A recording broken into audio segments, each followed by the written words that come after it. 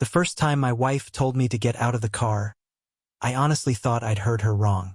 We were driving along Interstate 87, about 2 hours from home. Rain hammered against the windshield so hard that the lane markings kept disappearing. The shoulder was barely wide enough to stop safely, and every few seconds another truck thundered past, shaking the entire SUV. Vanessa sat behind the wheel with both hands gripping it tightly.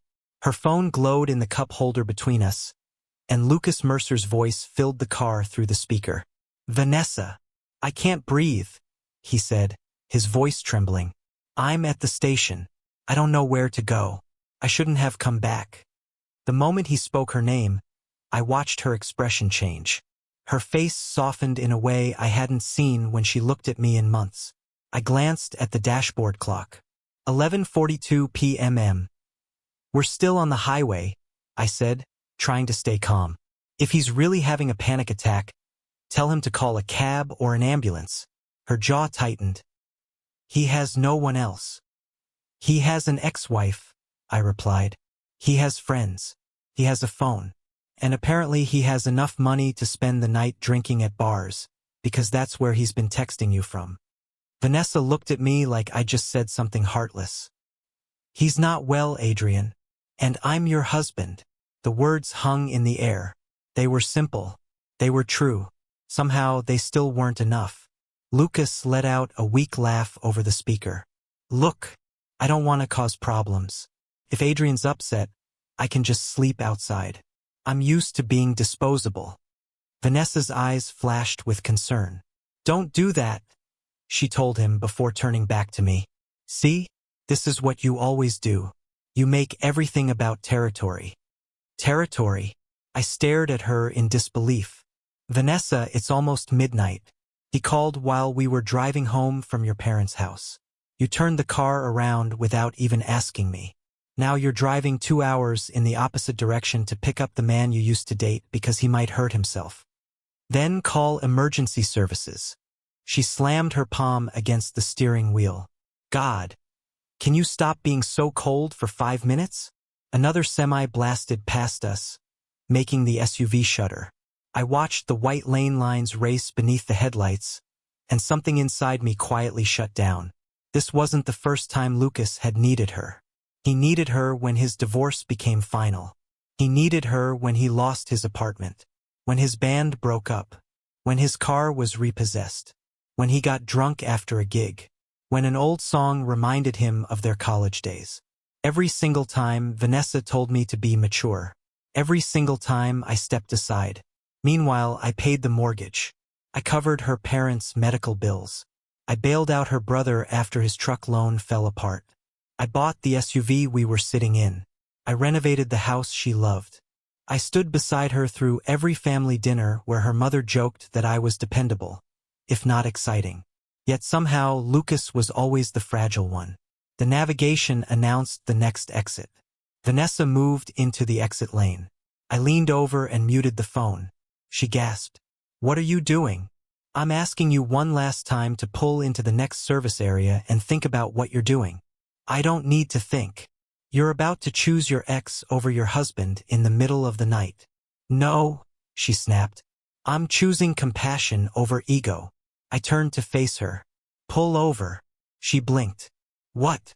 "Pull over," I repeated. "If you're really going to do this, I'm not staying in this car." Her mouth tightened. "Fine." I expected her to take the next exit. Instead, she jerked the steering wheel toward the shoulder. The tires hissed across the wet gravel before the SUV came to a stop at mile marker 187. For a few seconds, neither of us moved.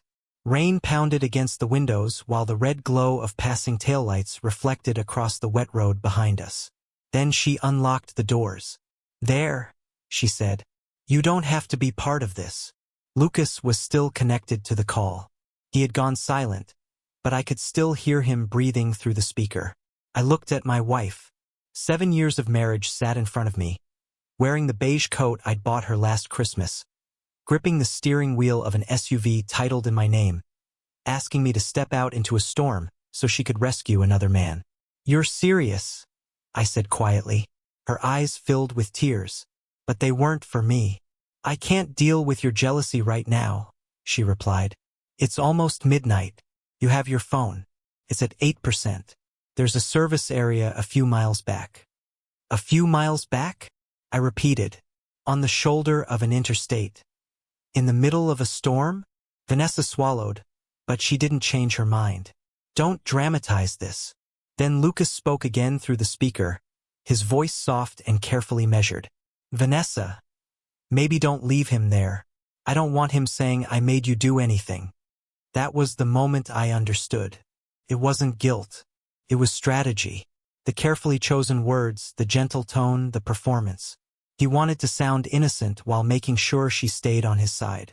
I looked down at the center console. Beneath a stack of old registration papers sat the spare key fob and the memory card that stored a local copy of the dashcam footage. The SUV automatically backed everything up to the cloud, but I'd learned a long time ago that evidence felt more reliable when you could hold it in your own hand. Vanessa kept staring straight ahead. I quietly opened the console, picked up both the key fob and the memory card, and slipped them into my jacket pocket. She noticed. What are you doing? Making sure I don't leave anything behind. I opened the passenger door.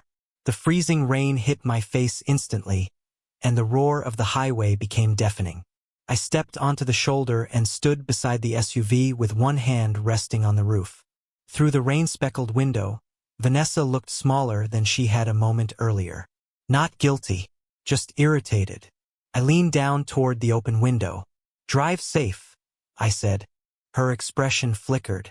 Maybe she expected me to yell. Maybe she expected me to beg her to stay.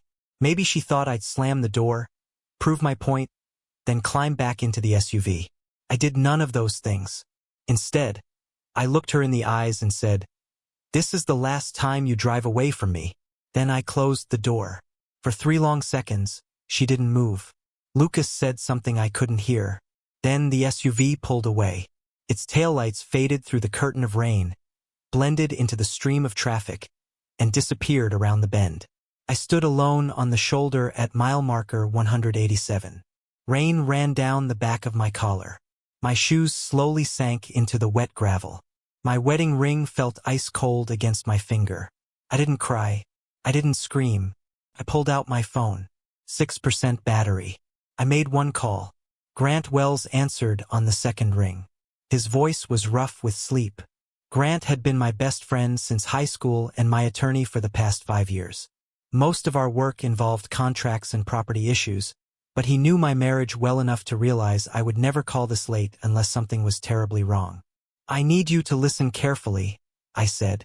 Vanessa just left me on Interstate 87 for Lucas Mercer. Silence. Then he asked quietly, "Where exactly are you?" Mile marker 187, northbound shoulder. Are you safe?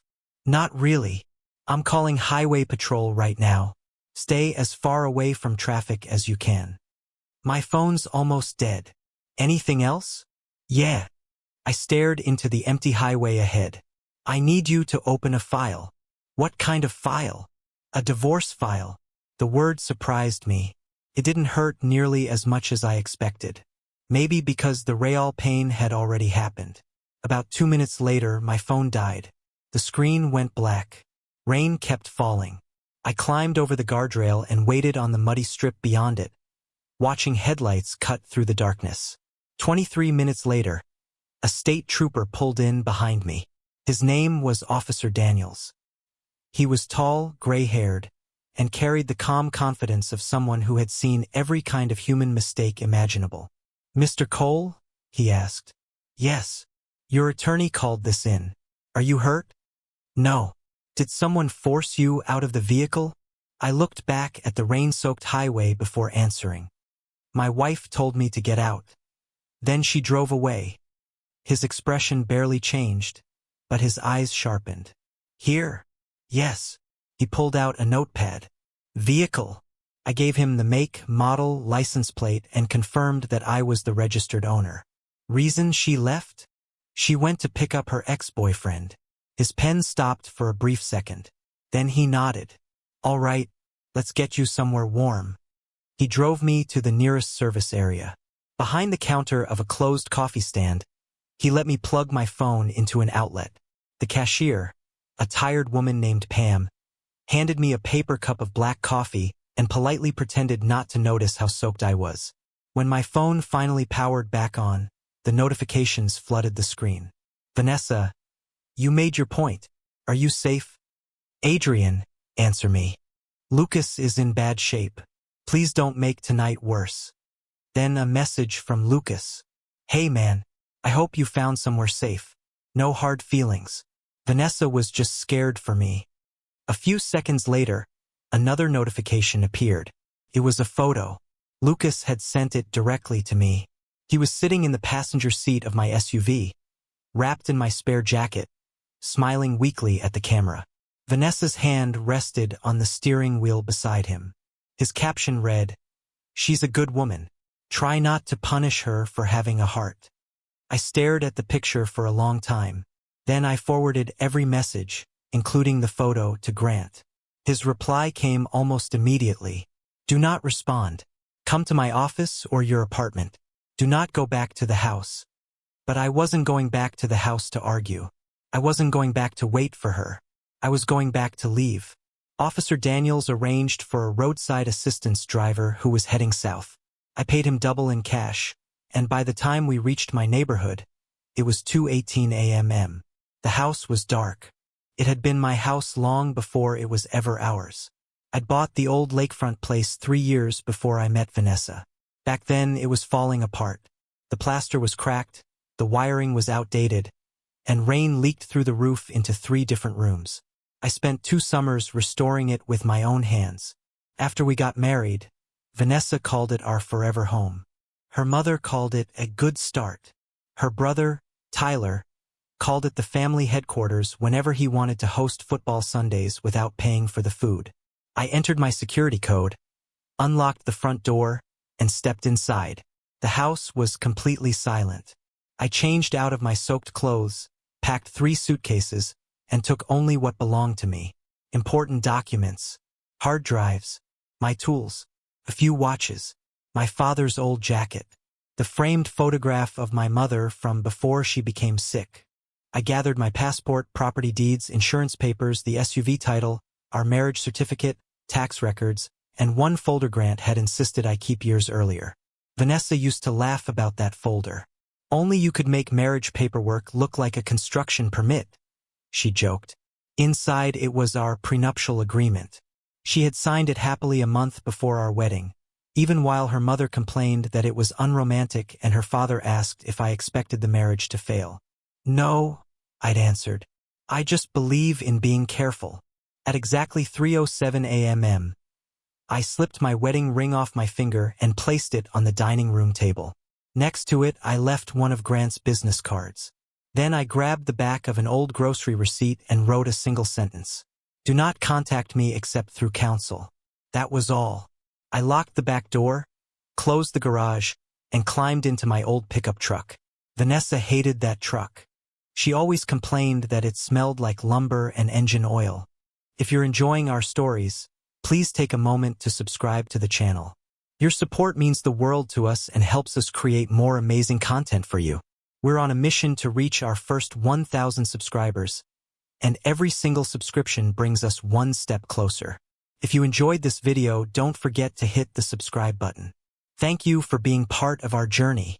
I drove across town to the small apartment above my storage workshop. It wasn't much. A bed, a shower, a desk, a window overlooking a parking lot. It wasn't beautiful, but it was mine. At 4:11 a.m., my phone buzzed. The doorbell camera had detected movement. I opened the app. Vanessa was standing on the front porch. Lucas stood behind her. At first, she looked annoyed, fumbling with her keys while laughing at something he'd said. She unlocked the door and disappeared inside. About a minute later, she walked back into view. This time, she was holding my wedding ring and Grant's business card. The color drained from her face. Lucas leaned over her shoulder. Even through a security camera, I could see the exact moment he realized something. I hadn't walked out for the night.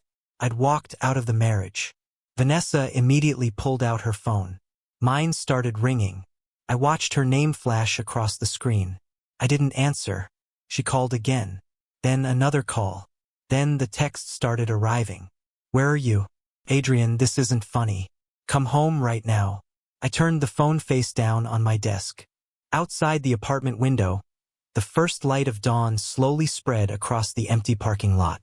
For the first time in 7 years, no one in Vanessa's family knew where I was. They didn't know what I was doing. They didn't know what I was paying for. More importantly, they had no idea what I was about to stop paying for. And for the first time in 7 years, I fell asleep without waiting for my wife to choose me. By noon, Vanessa had called me 31 times. I knew the exact number because Grant had told me to document everything. When I arrived at his office at 9 that morning, still exhausted and wearing clean clothes from my workshop, he gave me my instructions. Don't block her, he said. Just mute the calls. Take screenshots of everything. If she threatens you, save it. If Lucas contacts you, save that too. And if her family calls, don't answer until we know the recording laws. Grant's office sat above a bakery downtown. The whole place smelled like fresh coffee, printer toner, and cinnamon rolls. He wore a charcoal suit, though his loosened tie made it obvious he'd dressed in a hurry. He looked me over. You look like hell. I spent the night on the side of a highway. He nodded. Fair enough. Then he slid a yellow legal pad across his desk. Start from the beginning. I want exact times if you remember them. So I told him everything. Lucas's phone call. Vanessa turning the SUV around. The argument. The shoulder of Interstate 87.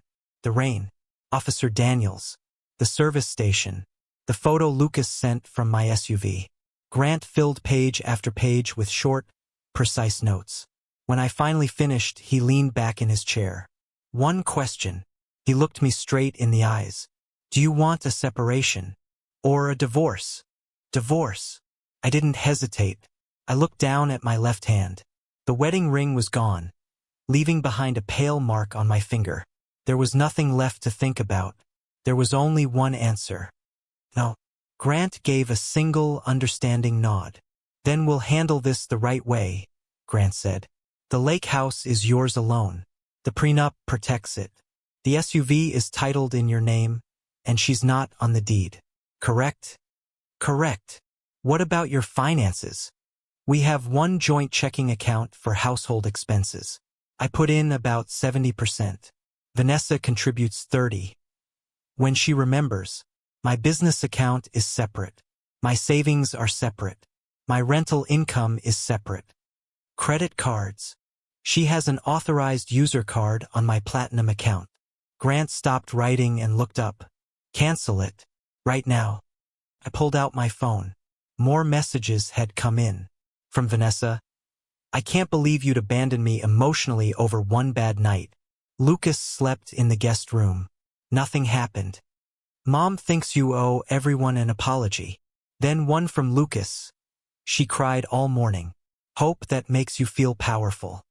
Elaine Blake had also texted. Adrian, this silent treatment is childish. My daughter made a compassionate choice. A husband should support his wife. Then Tyler. Bro, you seriously walked out because she helped a friend? Weak. I looked at Grant. She brought him to my house. His expression hardened. Your house? Yes. Cancel the card. I called the bank. My voice stayed steady as I answered the security questions. I'd like to remove Vanessa Cole as an authorized user on my platinum account, I said. I'd also like a transaction review for the past 90 days. The representative offered to issue a new card number. I'd appreciate that. Any charges you'd like to dispute? Possibly. Please send me a complete itemized statement. Grant pointed toward the speaker button. I put the call on speaker. The representative began reading the recent pending charges. 2 nights at the Briarwood Hotel. 1 premium ride service. 3 restaurant charges. 1 clothing store downtown. 1 liquor store. 1 late-night pharmacy. Every charge had been made within the last 10 days. Every one of them had been made using the card Vanessa carried. I wrote each one down. Grant paused when the representative mentioned the liquor store. Didn't Vanessa tell you Lucas quit drinking? She did. Grant circled the hotel charges on his notepad. Were you with her those nights? I already knew the answer. One of those nights, Vanessa had told me she was working a double shift. She'd come home around 3 in the morning smelling like rain and hospital disinfectant. She kissed my forehead while I pretended to stay asleep. I believed every word. No, I said quietly. Grant didn't say anything else. He didn't have to. At exactly 12:16 p.m. Vanessa realized her card no longer worked. My phone immediately lit up. Did you cancel my card? Adrian, answer me. I'm standing in the pharmacy. This is humiliating. Then Lucas texted. You really shut off her card while she was buying medicine? Classy. I read the messages out loud. Grant frowned. What medicine? I checked the receipt from the pharmacy purchase the night before. Energy drinks, painkillers, nicotine patches. I looked up. No prescriptions. Grant nodded. So, not medicine. Exactly. He stood up and quietly closed his office door before turning back to me. Adrian, listen carefully. This is going to get a lot uglier before it gets better. People who rely on support they never notice become angry the moment that support disappears. Vanessa is going to be shocked. Her family is going to be furious. And Lucas is going to do everything he can to provoke you. I know. Grant shook his head. No. You know construction contracts. This is different. They'll start with shame. If that doesn't work, they'll try guilt. Then panic. And finally, lies. I looked out the office window. The bakery downstairs had a line stretching out the door. People stood in the sunshine buying pastries while my entire marriage was being reduced to notes on a yellow legal pad. Good, I said. Grant looked at me for a moment. Good. If they're going to lie, I replied. They'll probably do it in writing. For the first time that morning, he smiled. Now you're thinking like a lawyer. Meanwhile, back at the lake house, Vanessa clearly wasn't thinking at all. I knew because my phone kept buzzing with notifications from the doorbell camera. At 1:03 p.m. Elaine Blake arrived with Vanessa's father, Martin. Elaine wore oversized sunglasses and carried a casserole dish.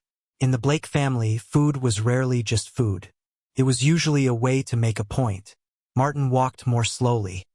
He had the exhausted posture of a man who had borrowed money from almost everyone he knew and had learned to act offended whenever anyone brought it up. About 20 minutes later, Tyler pulled into the driveway in the pickup truck I'd helped him finance after his old one had been repossessed. One by one, they all walked into my house. Without me, I watched the security footage in silence from Grant's office. They all still have keys? Grant asked. Vanessa does. Elaine secretly copied hers last year without asking. Grant wrote that down. The living room camera, the one Vanessa had insisted we install after someone stole a package, also recorded audio. Elaine's voice filled the room through my phone. This is what happens when you let a quiet man think he owns the place. Tyler let out a laugh. Well, technically he does. Tyler, Elaine snapped. Don't be vulgar. Vanessa sounded exhausted. He left his ring. Elaine rolled her eyes. Drama. Your father walked out on me twice before our 10th anniversary. He always came back once he got hungry. Martin sighed. I didn't leave twice. Then Lucas spoke in his usual calm, careful voice. I can leave if it'll make things easier. There it was again. The performance. No, Vanessa said immediately. You're not going anywhere until you're stable. Elaine lowered her voice, but the living room camera still picked it up. Vanessa, sweetheart, you need to handle this carefully. Adrian is useful. He's sensitive, but he's useful. Don't let this turn into a divorce. Useful. I froze the video. Then I looked over at Grant. You heard that? Yes, he replied calmly. Save the clip. I downloaded the recording immediately. My phone kept buzzing with new messages. Elaine texted, We're at the house. Come home so we can talk about this like adults. Tyler followed, Dad's payment is due Friday. Don't let your personal drama become everyone else's problem. Then Martin, son, give me a call. We have some obligations to discuss. I let out a short laugh. Caught me off guard. It sounded dry, almost unfamiliar. Grant looked up from his notes. What? They finally said the quiet part out loud. What do you mean? My marriage was their payment plan. Grant slowly tapped his pen against the desk. Speaking of that, how much have you paid toward Martin's debts? I already knew the answer. I'd spent years keeping track of every dollar because numbers always felt easier to manage than emotions. About $186,000 over the last 7 years. Grant stopped tapping his pen. That's not helping family. That's a financial dependency.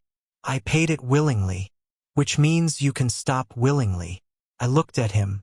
He didn't look away. Adrian, unless you personally guaranteed those loans, you can stop paying another grown man's debts today. I never signed anything. Then stop. I expected the decision to feel dramatic.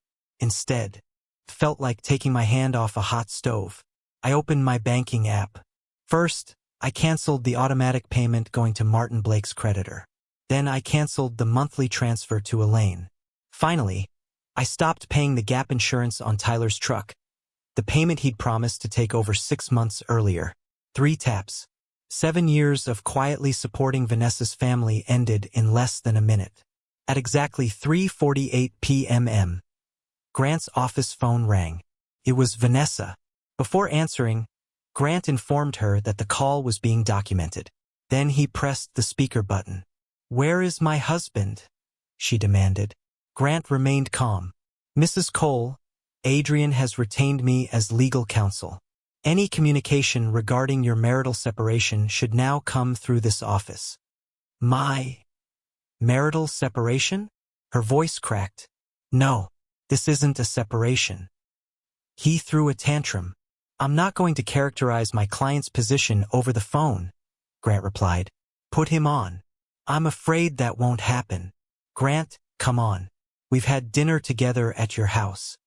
"Yes," Grant answered evenly. "And today I'm representing your husband." Silence. Then, somewhere in the background, I heard Lucas. "Ask him why he canceled the card." Grant looked at me before speaking again. "Mrs. Cole, is Mr. Mercer currently inside Adrian's separately owned residence?" "He's in our home." Grant immediately wrote something down. "The property is legally titled solely to Adrian Cole and protected by a valid prenuptial agreement. Mr. Mercer does not have Adrian's written permission to remain there. I recommend correcting that situation." Vanessa's breathing became uneven. "You're serious?" "Very. This isn't like Adrian." I leaned back in my chair. She was right. It wasn't. Everyone knew the old Adrian. The man who paid before anyone had to ask. The man who drove across town to fix Elaine's broken dishwasher, then stayed for dinner while she criticized his work boots. The man who never corrected Vanessa when she introduced the lake house as our house, because seeing her smile made it feel worth it. That version of me had spent years teaching people how to treat him. I was done teaching. Grant ended the call after Vanessa began crying and Lucas started talking over her. Around 5:30 that evening, I returned to the apartment above my workshop carrying copies of every document Grant needed. I made myself a sandwich and ate it standing at the kitchen counter. Then I took a shower. After that, I finally slept. Only for 3 hours. At 9:11 p.m. another notification woke me. Came from the vehicle app. Vehicle started. Location, Lake House. Driver profile, Vanessa. A few seconds later another alert appeared. Passenger door opened. Then another. Destination entered. The Copper Room. A downtown bar. I opened the garage camera. Lucas walked around to the driver's side. Vanessa tossed him the keys. He caught them with a grin. I stared at the screen. Less than 24 hours earlier, my wife had left me stranded on the side of the interstate so she could rescue him. Now her ex-boyfriend was about to drive my SUV to a bar without my permission. I took a screenshot. Then I forwarded it to Grant. His reply came almost immediately. Revoke vehicle authorization in writing. Now, I opened my email and addressed it to Vanessa. Subject: revocation of permission to use 2022 Range Rover Vanessa. Effective immediately. I revoke your permission and the permission of any third party to use the 2022 Range Rover titled solely in my name. License plate KCL 7821. Do not operate this vehicle or allow Lucas Mercer or anyone else to operate it. Return both sets of vehicle keys to the offices of Grant Wells Law Firm no later than 10 a.m. tomorrow. Adrian Cole. I copied Grant on the email. Then I sent the same notice by text. Vanessa read the message within seconds. She didn't reply. On the vehicle app, I watched the blue dot representing my SUV pull out of the driveway. Lucas was behind the wheel. For 7 years, I'd gone out of my way to avoid making scenes. That night, I decided to let them create one all by themselves. Lucas made it about 6 miles before he got pulled over. I never called the police to report the SUV stolen. Grant advised against doing anything that could look excessive before the divorce papers were officially served. Instead, we took a simpler approach. Grant forwarded my written notice revoking permission to use the vehicle to a contact at the police department's civil division. He included a copy of the title and my written statement explaining that an unauthorized third party was operating the SUV after I had revoked permission in writing. Then fate took over. Lucas ran a red light outside the copper room. The patrol car behind him handled the rest. I watched the vehicle's location stop at the corner of Mason and 4th. 15 minutes later, Vanessa called. Once, twice, 7 times in a row. I let every call go straight to voicemail. Then Grant called. Can you come down to Precinct 3? He asked. Do I need to? It'll help. Bring a copy of the vehicle title, your insurance documents, and your phone with the vehicle app. Is Lucas under arrest? Not yet, Grant replied. But he's talking far more than he should, which may solve that problem. Precinct 3 smelled like wet coats and burnt coffee. It was a little after 10 o'clock. A man slept in the waiting area with a baseball cap pulled over his face. A woman argued with the front desk about a parking ticket. Near the vending machines, Vanessa paced back and forth. The moment I walked in, she saw me. For a brief second, relief crossed her face. Then she remembered she was supposed to be angry. You actually did this, she said. I stopped a few feet away. Grant stood beside me. I gave you written notice, I said. You ignored it. It's my car too. No, it isn't. Her cheeks flushed. We're married. Marriage doesn't transfer ownership. Lucas sat on a bench near the secured doorway. His hair was still damp from the rain, and he was wearing my spare jacket. Under the bright fluorescent lights, he didn't look fragile anymore. He looked irritated. This is ridiculous, he said. You're trying to turn a misunderstanding into a crime. Grant answered before I could. Mr. Mercer, you were informed in writing that you no longer had permission to operate Mr. Cole's vehicle. Lucas shrugged. I never saw anything in writing. Grant slowly turned toward Vanessa. Mrs. Cole? She hesitated, then looked away. Officer Patel, the young officer working the front desk, glanced between the three of us. Mrs. Cole, he asked, did you receive the message? She folded her arms. I was driving. You weren't driving, I said quietly. He was. Lucas stood up. She was upset. I was just helping. Helping? By driving my SUV to a bar? His mouth opened, then closed again. Officer Patel looked down at his report. The traffic stop was for running a red light. The vehicle is registered solely to Mr. Adrian Cole. Mr. Cole states that permission had already been revoked before Mr. Mercer began driving. We're determining whether this remains a civil matter or rises to a criminal one. Vanessa looked at me again. Her voice dropped. Please, don't do this here. The entire waiting room had gone silent. The woman arguing over the parking ticket stopped talking. Even the man under the baseball cap lifted his head. I looked directly at my wife. Yesterday you left me on the shoulder of Interstate 87 during a storm. Tonight you handed my car keys to the man you left me for. So tell me, Where exactly would you prefer I deal with this? Quietly? In the house you invited him into? Something changed in her face. For the first time, she looked embarrassed. Lucas stepped forward. She didn't abandon you.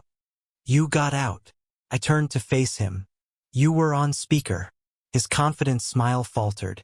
What? The dash camera records audio whenever it's active. You were on speaker when Vanessa told me to get out of the SUV. And you were also on speaker when you said you didn't want me telling people you made her do it. Vanessa froze. Lucas laughed. But it sounded forced. So you record your wife now? The vehicle records automatically for insurance purposes. You knew there was a dash camera. You even waved at it this morning. Officer Patel looked up. Is that recording available? Without saying a word, Grant placed a flash drive on the counter. We brought a copy of the relevant footage. Vanessa whispered, Grant. He didn't even look at her. Officer Patel picked up the drive. Give me a few minutes. He disappeared into the back office. No one spoke. Vanessa's hands trembled as she pulled out her phone, stared at it, then slipped it back into her pocket. Lucas sat down again. His knee bounced nervously. When he looked at me this time, the wounded, helpless act was gone. All that remained was anger. A few minutes later, Officer Patel returned. This time, Officer Daniels was with him. He was the same state trooper who had found me on the side of Interstate 87 the night before. The moment he saw me, he recognized me. Mr. Cole, he said, I didn't expect to see you again this soon. Neither did I. His attention shifted to Vanessa. Mrs. Cole? She nodded. His expression stayed professional. I responded to the call last night at mile marker 187. Your husband was found on foot beyond the guardrail during heavy rain. Vanessa swallowed hard. Beside her, Lucas muttered, This is getting blown way out of proportion. Officer Daniels looked directly at him. Leaving someone on the shoulder of an interstate at night isn't the kind of marital disagreement I'd recommend minimizing. The waiting room fell completely silent. Vanessa's eyes filled with tears. I didn't think he'd stay there, she said quietly. I thought he'd call someone. He did, Officer Daniels replied. His phone died shortly afterward. That single sentence hit harder than anything I could have said. Vanessa looked at me, and for the first time I saw a crack in the story she'd been telling herself. It wasn't guilt. Not yet. It was fear. Until that moment, she'd probably imagined me standing in the rain for 5 dramatic minutes before calling for a ride, going somewhere warm, and deciding to punish her because I'd been hurt. She had never pictured the dead phone, the guardrail, the patrol car, the official report. Officer Patel turned toward Lucas. Mr. Mercer, we're not making an arrest over the vehicle tonight. However, the owner has clearly revoked permission. You are not to operate that vehicle again. Then he looked at Vanessa. The same applies to you until the civil matter is resolved. Vanessa stared at him. I can't drive it either? I answered before anyone else could. No. Her voice rose. Then how am I supposed to get to work? Use your own car. It's in the shop.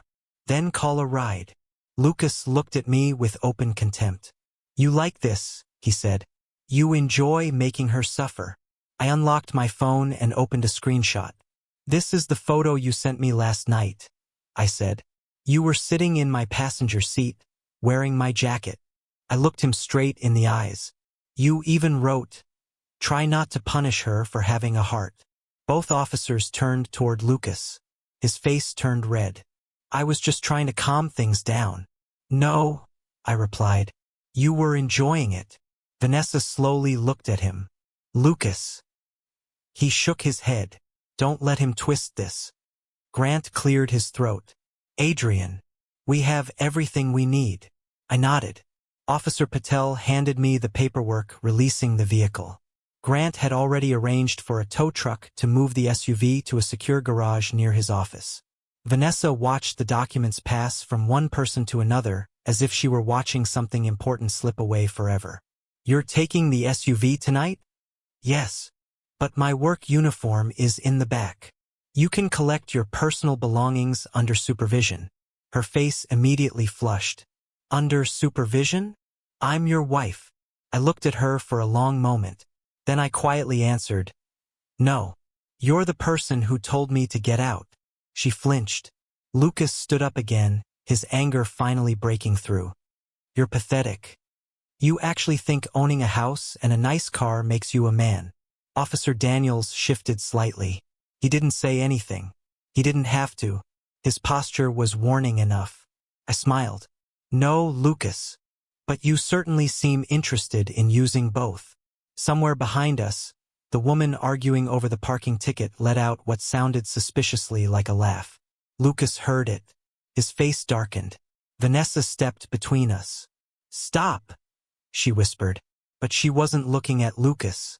She was looking at me. At 11:36 p.m. The tow truck pulled into the precinct parking lot. We all walked outside. Rain tapped steadily against the pavement. Grant, the tow truck driver, and I inspected the SUV before it was loaded. Vanessa's hospital bag sat in the cargo area. There was a makeup bag, pair of running shoes, and Lucas's duffel bag.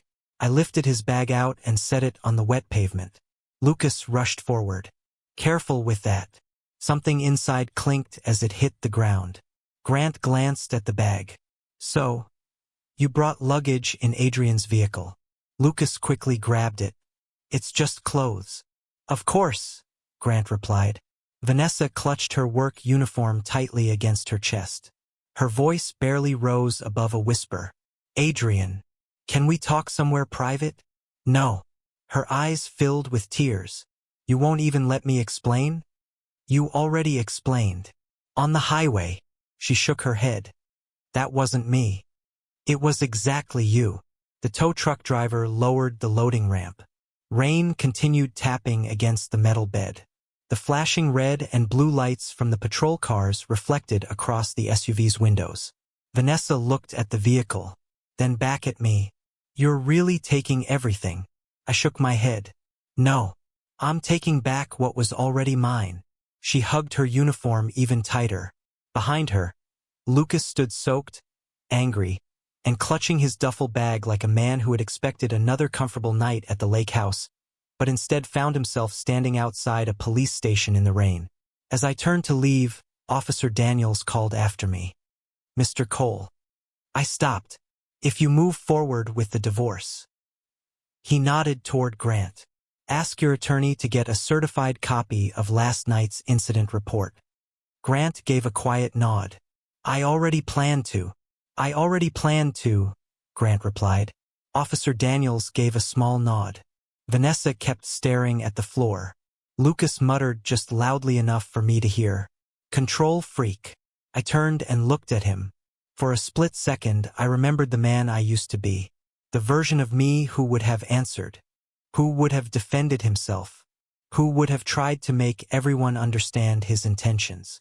That man had been left standing at mile marker 187 until the rain soaked through his shoes. I let Lucas have the last word. Then I walked out of the precinct with my attorney, the title to my SUV, and the first official document marking the night my marriage ended. Behind me, Vanessa called my name once. I never looked back. Elaine Blake believed every family problem could be solved by gathering everyone around her dining table and convincing the wrong person to apologize. That Friday, she tried the same thing with me. The invitation came through Grant instead of directly to me, which meant Vanessa had learned at least one lesson. Grant read the email aloud. Mrs. Blake requests a family discussion at 6 p.m. regarding debt obligations, marital reconciliation, and recent misunderstandings. He looked up with a faint smile. Interesting. They listed debt obligations before marital reconciliation.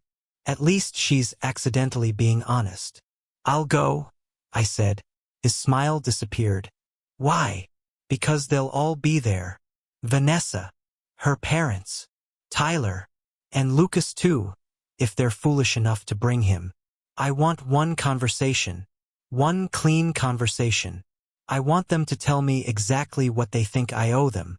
Grant leaned back in his chair. And then, I'll show them everything I've already paid. He studied me for several moments. You're not going alone. I know. Elaine's house was a large brick colonial. From the street, it looked impressive. Up close, it looked tired. The shutters needed fresh paint. The porch railing sagged slightly. Even the expensive landscaping had only survived because I'd paid the crew twice a year after Martin repeatedly forgot the invoices. Grant and I arrived a few minutes before 6. Tyler answered the door. His eyes immediately landed on Grant. You brought a lawyer to dinner? You mentioned financial obligations, I replied. I figured accuracy would be useful. Tyler rolled his eyes but stepped aside. The dining room table had been set for 7 people. Elaine sat Vanessa at one end. Martin sat at the other. Lucas was seated beside Vanessa. He was wearing a navy sweater I recognized immediately. The credit card statement showed it had been purchased 2 days earlier. My credit card had paid for it before I canceled the account. He actually smiled when he saw me. Adrian, he said, I hope we can all act like adults tonight. Grant calmly placed his briefcase beside his chair. That would certainly be refreshing. Elaine's smile disappeared. Grant, I invited Adrian as family, not as legal counsel. Grant answered pleasantly. No. You emailed my office requesting a discussion about financial obligations. I'm here as legal counsel. Martin quietly coughed into his napkin. Vanessa looked exhausted. She wasn't wearing makeup. Her hair was loosely tied back. When our eyes met, I caught something in hers that almost looked like regret. Almost. She looked away before it could become real. Elaine didn't even wait for dinner. Adrian, she began, folding her hands neatly on the table. What happened on the highway was unfortunate. Dangerous, Grant corrected. Elaine ignored him. Vanessa was trying to help someone in crisis. Marriage requires grace. But disappearing, canceling credit cards, taking the SUV, and humiliating her at a police station. She shook her head. That was extreme. Tyler nodded. Seriously extreme. Lucas lowered his eyes, putting on his familiar wounded expression. I never wanted to come between anyone. I looked directly at him. Then why are you sitting between us? The room went completely silent. Lucas blinked. Vanessa whispered softly, Adrian. No. You wanted this conversation. So let's have it honestly. Elaine narrowed her eyes. Honesty is exactly what this family needs. You've been holding money over our heads for years. I almost laughed. Grant quietly opened his briefcase. Elaine continued. You helped because you wanted to. And now, because Vanessa upset you, you're punishing all of us. Martin has loan payments due. Tyler still has insurance to pay. I have household expenses. You can't simply stop supporting the family you married into. I looked at her. The family I married into? Yes. You joined this family. You didn't buy it. She immediately flushed. That's offensive. I met her stare. No. What's offensive is calling my money support while you're receiving it. And calling it control the moment I stop. For the first time that evening, Martin spoke. Son, no one is denying you've helped us. Without saying a word, Grant slid the first folder across the table. I think we should define the word helped. Elaine refused to touch it. I opened it instead. Inside was a 1-page summary Grant had prepared. I placed it on the table and began reading. Over the last 7 years. Mortgage assistance on this house after Martin's refinancing problems. $42,000. Medical bills following Martin's surgery. $26,000. Credit card consolidation. $38,000. Tyler's repossession settlement. $19,000. Tyler's truck down payment. $12,000. Monthly transfers to Elaine for household expenses. $49,000. Landscaping, home repairs, property taxes during financial shortfalls, and other family expenses. Just under $21,000. No one said a word. I quietly laid the summary in the middle of the dining table. Total documented payments, I said, looking around the table, $207,460. Tyler's expression changed first. It wasn't guilt. It was calculation. Elaine snatched the paper off the table. This is disgusting. It's accurate, Grant replied calmly. Vanessa kept staring at the total as though she couldn't believe it. Adrian, she said quietly, I had no idea it was that much. You never asked. I thought you and Dad had some kind of arrangement. We did. He asked. I paid. He promised he'd repay whatever he could. He never did. Martin's shoulders slumped. Elaine turned toward him. Martin. He kept staring down at his plate. Business was bad. Business has been bad since 2016, I said. My mistake was letting that become my responsibility. Lucas leaned back in his chair. Money doesn't give you the right to treat Vanessa like this. I looked straight at him. You're wearing a sweater my money paid for while lecturing me about money. His face immediately turned red. Vanessa looked at the sweater. Lucas. He tugged awkwardly at the sleeve. I didn't know which card you used. You were standing right beside me when it was bought, she said. It's not important. It became important, I replied. The moment you started using my money to play the wounded guest inside my marriage. Elaine slapped the table. Enough. Lucas isn't the issue. He's one of the issues, I answered. But the bigger problem is that every one of you mistook my silence for permission. Tyler leaned forward. So what? You're cutting everyone off because Vanessa helped an old friend? I picked up the second page from the folder. No. I'm cutting everyone off because I'm ending my marriage. I have no legal or moral obligation to keep supporting my wife's parents, her brother, or her ex-boyfriend. The words ex-boyfriend landed heavily. Lucas gave a bitter laugh. You're obsessed with that label. No, I said. You are. You've used it to stay close enough to benefit from this family, while staying far enough away to avoid any responsibility. Vanessa slowly closed her eyes. Elaine pointed a finger at me. If you walk out that door, don't ever expect this family to welcome you back. Grant almost smiled. Mrs. Blake. I believe that's the first thing everyone here can actually agree on. I stood up. Martin immediately panicked. Wait, Adrian. That payment is due Monday. I looked at him. On my wedding day, this man had put his hand on my shoulder and said, Take care of my girl. Over the years, those words had quietly grown to include his debts, his taxes, his wife's spending, his son's mistakes, and apparently even his daughter's ex-boyfriend. I know, I said. I canceled it. His mouth slowly fell open. Elaine's voice became sharp. You can't. I already did. Vanessa stood up too. Adrian. Please. Dad's creditor is serious. Then your dad should call them. You know he can't deal with that kind of pressure. He managed to handle taking the money. Martin looked away. Tyler shoved his chair back. This is messed up. You're really going to let my dad get harassed just because your ego got hurt? Grant stood beside me. Tyler, be careful. Oh yeah. What are you going to do?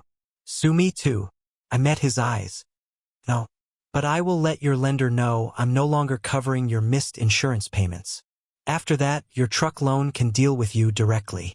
Tyler froze. For the first time, Elaine looked around the room and realized every financial safety net they had depended on led back to me. Vanessa slowly walked around the table. Adrian. Please. Come outside. Just 5 minutes. No. Her voice cracked. You loved me yesterday. I loved you on the highway too. She stopped walking as though I'd hit her. I picked up my folder. You just found someone else easier to protect. Lucas jumped to his feet. Don't blame her. She was trying to save me. I looked at him. From what? His jaw tightened. From myself. Then get professional help, I said.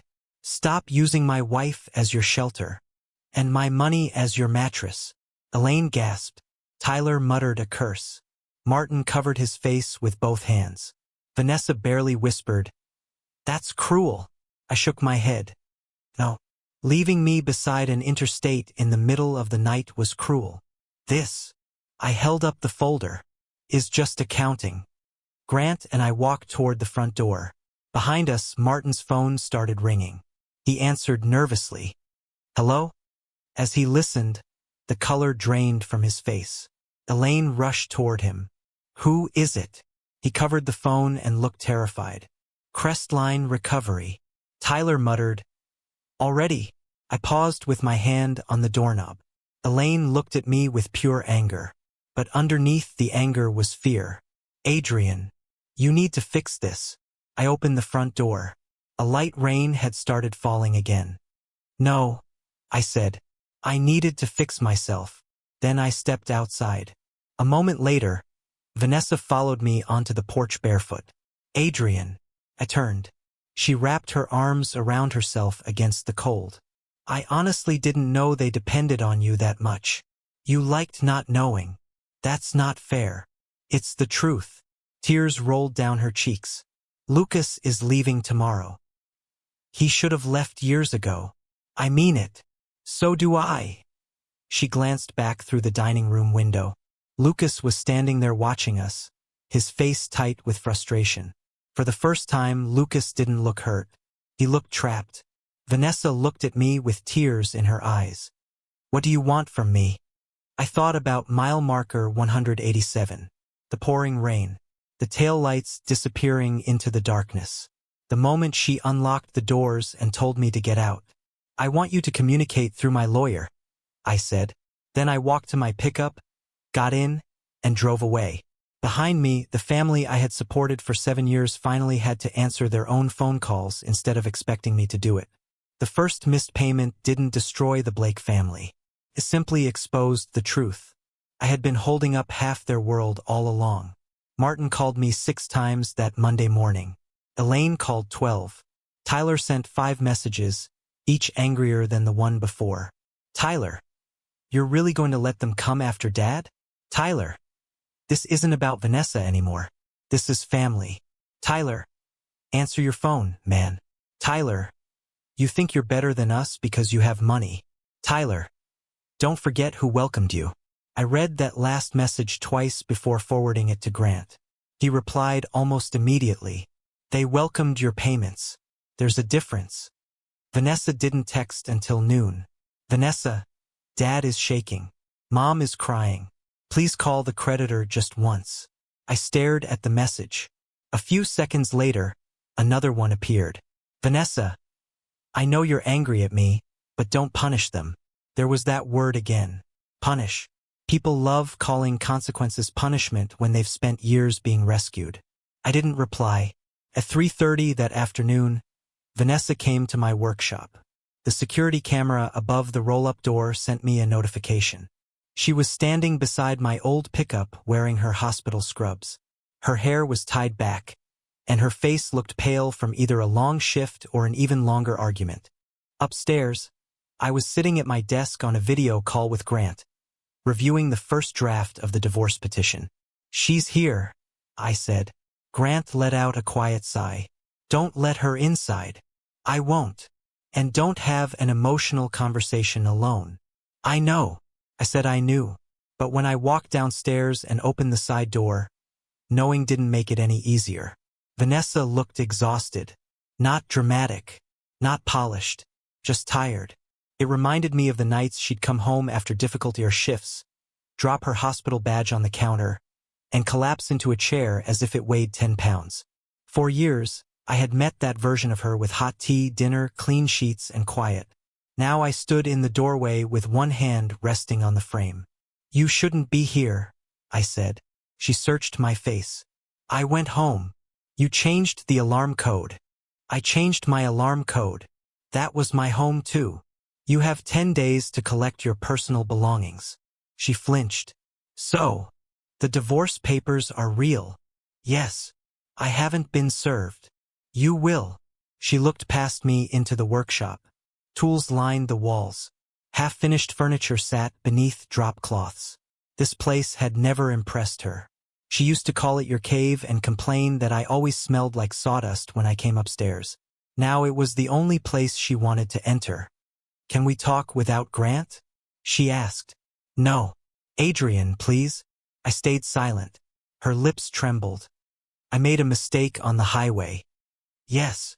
You made a terrible mistake. But people make mistakes in marriage.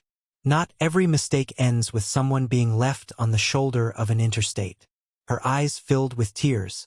I panicked. No. Lucas panicked. You made a choice. She quickly wiped away a tear, frustrated that she was crying. I thought you'd call someone. My phone died. I didn't know that. You never checked. She swallowed hard. A car slowed as it passed the workshop. My landlord from the neighboring building glanced toward us before driving on. Vanessa noticed. Embarrassment spread across her face. Can we go somewhere more private? No. Her voice dropped. Are you trying to humiliate me? I looked at her. Vanessa, you brought Lucas to a police station after handing him my SUV. Your mother held a family dinner to discuss my money like it belonged to everyone. Your brother called me weak. Your ex sent me a photo sitting in my passenger seat. You are not being humiliated by a public conversation. You are simply being introduced to boundaries. She looked down. Neither of us spoke for several seconds. Finally, she said quietly, Lucas is gone. Good. He left this morning. Good. He said he couldn't live with being the reason my life fell apart. I almost smiled. He's not the reason. He's the test you failed. The words hit her hard. I could see it. Why are you being like this? She whispered. So cold. I spent 7 years being warm. You used that warmth to keep everyone else comfortable. Her shoulders sagged. Dad's creditor is threatening legal action. Then your dad needs a lawyer. We can't afford one. You could sell the boat. Her eyes widened. Dad loves that boat. I loved my marriage. She had no answer. I stepped back toward the doorway. Grant will contact you with a time to collect your belongings from the house. A third party will be present. A third party? She repeated, as if the words tasted bitter. Yes. We're not strangers. I looked at her. No. Strangers would have called for help before leaving me on the side of the highway in the rain. She covered her mouth with her hand. For about 1 second, I felt sorry seeing the pain in her eyes. Then I remembered the photo Lucas had sent from the passenger seat of my SUV. Adrian. She whispered. What do you want me to do? I'd asked myself that same question over countless sleepless nights. Did I want an apology? Did I want her to cut Lucas out of her life? Did I want her to admit her family had been using me? Did I want her to experience the same humiliation she'd put me through? No. What I wanted was for everyone to stop rewriting the story while I was still living it. Tell the truth, I said. I am. No. The truth isn't. I made a mistake. The truth is that you decided my safety mattered less than Lucas's feelings. The truth is you drove away. The truth is you brought him into my house. The truth is your family called me useful. And the truth is that you only came here because the first bill came due. Her face crumpled. That's not the only reason. It's the reason that brought you to my door. She stood there breathing unevenly while traffic rolled past behind her, and the smell of fresh sawdust drifted through the air between us. Finally, she reached into her bag and pulled out an envelope. I brought the spare house key. She held it out. I took it carefully without touching her hand. Thank you. Her eyes dropped to my left hand. You're not wearing your wedding ring. No. Where is it? On the dining room table where I left it. I kept it. I didn't respond. She gave a small, broken laugh. Of course you don't care. I do care, I said. That's exactly why I'm not pretending this marriage can still be repaired. A black sedan pulled up behind her car. Grant stepped out carrying a folder. Vanessa looked at him with open frustration. You called your lawyer? I told him you were here. Grant walked over and nodded politely. Mrs. Cole. He stopped beside me. I have some documents for you. She looked confused. Here. You came to Adrian's place of business without notice, Grant said calmly. This location is perfectly appropriate. He handed her the folder. She stared at it. What is this? Temporary separation terms. Confirmation regarding the vehicle. A notice preserving all communications involving Lucas Mercer. And a proposed schedule for collecting your belongings. She opened the folder. The moment she reached the section about the lake house, her expression changed. You're giving me 10 days? 10 days to collect your personal property, Grant explained. The residence is Adrian's separate property. You may not invite guests, change locks, remove fixtures, damage the property, or remove shared records. Let them keep talking. People who believe their victims usually create the best evidence against themselves. He was right. By that evening, Lucas had posted again. Healing is hard when someone keeps trying to drag you back into guilt, but I won't apologize for needing help. This time, someone replied. A woman named Melissa Hart commented. Funny. You needed help from my sister too. Cost her $6,000. The comment disappeared within 4 minutes. I managed to screenshot it before it vanished. I looked up Melissa Hart. She lived 2 towns away. Her profile was public. She was married with 2 children. Her sister was Rachel Hart. As I scrolled through Rachel's photos, I found one from 3 years earlier. Lucas stood beside her on stage at a neighborhood bar, his arm wrapped comfortably around her shoulders. I sent the screenshot to Grant. A few moments later, he replied with one word. Interesting. At 7:30 that evening, Vanessa finally stopped calling me and contacted Grant's office instead. With proper notice, he recorded the call. I need Adrian to stop attacking Lucas online, she said. Grant's voice stayed calm and completely neutral. Adrian hasn't made any public statements, Grant replied. Someone else commented under Lucas's post. That isn't Adrian's responsibility. It's still harassment. Was the comment false? Silence. Vanessa, Grant said calmly. Do you know Rachel Hart? No. Do you know Melissa Hart? No. Why? No particular reason at this stage. Her voice became sharper. What exactly are you doing? I'm representing my client. Lucas is fragile. You don't understand what this kind of pressure could do to him. Grant glanced across his desk at me before answering. Mrs. Cole, your concern for Mr. Mercer has already been clearly documented. That sounds like an accusation. It's simply a fact. She was quiet for a few moments. Then, in a much softer voice, she asked, Is Adrian there? Grant looked at me. I shook my head. He's not available. Please tell him I never meant to hurt him. Grant didn't respond immediately. Please, she whispered. I'll make a note of your message after we end the call. Once the call ended, Grant leaned back in his chair. She's starting to separate her intentions from her actions. She wants credit for not meaning to hurt you while avoiding responsibility for what she actually did. That sounds like Vanessa. He nodded. It sounds like a lot of people. The next morning, Lucas made his first real mistake. He sent me a voice message. My first instinct was to delete it. Instead, I forwarded it to Grant without listening. He called me immediately. Don't play it alone, he said. We'll listen together. I put him on speaker and pressed play. Lucas's voice filled my apartment. Adrian, you need to back off. Vanessa is drowning because of you. You had your little tantrum. You made your point. But if you keep pushing this, everyone's going to see what kind of man you really are. He paused before continuing. She told me everything. How you control the money. How you make her feel small. How she has to ask you for everything. I don't want to expose all that, but I will if I have to protect her. I looked at Grant on the video call. His expression immediately sharpened. Save that recording twice, he said quietly. There's more. Lucas continued. And don't think that highway thing makes you some kind of victim. You got out of the car. You wanted the drama. You always wanted her to chase you. Well, she's done chasing. If you were smart, you'd give her the house, settle this quietly, and stop embarrassing yourself. Then the message ended. I sat there without saying anything. Grant finally spoke. That helps us. He threatened me. He also confirmed they discussed financial control allegations before filing anything. He referenced the house and he minimized the highway incident. He nodded once. Very useful. I looked at him. Useful. A faint smile crossed his face. This time, he's talking to the wrong person.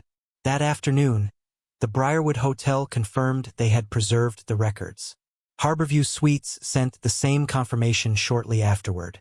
The rideshare company also responded to Grant's subpoena notice, confirming that trip data would be preserved until the formal legal process was complete. Later that day, Rachel Hart called Grant. Melissa had given her his number after he contacted her.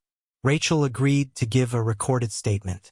She told us she had dated Lucas for 8 months after his separation. During that time, he had moved into her apartment temporarily. He borrowed money for storage fees, therapy, a music project, and even a legal emergency that turned out to be completely fake. When she finally tried to end the relationship, Lucas started posting vague accusations online, calling her controlling and financially abusive. Eventually, her family paid him to leave. Grant asked the obvious question. How much? Rachel sounded embarrassed before her voice hardened with anger.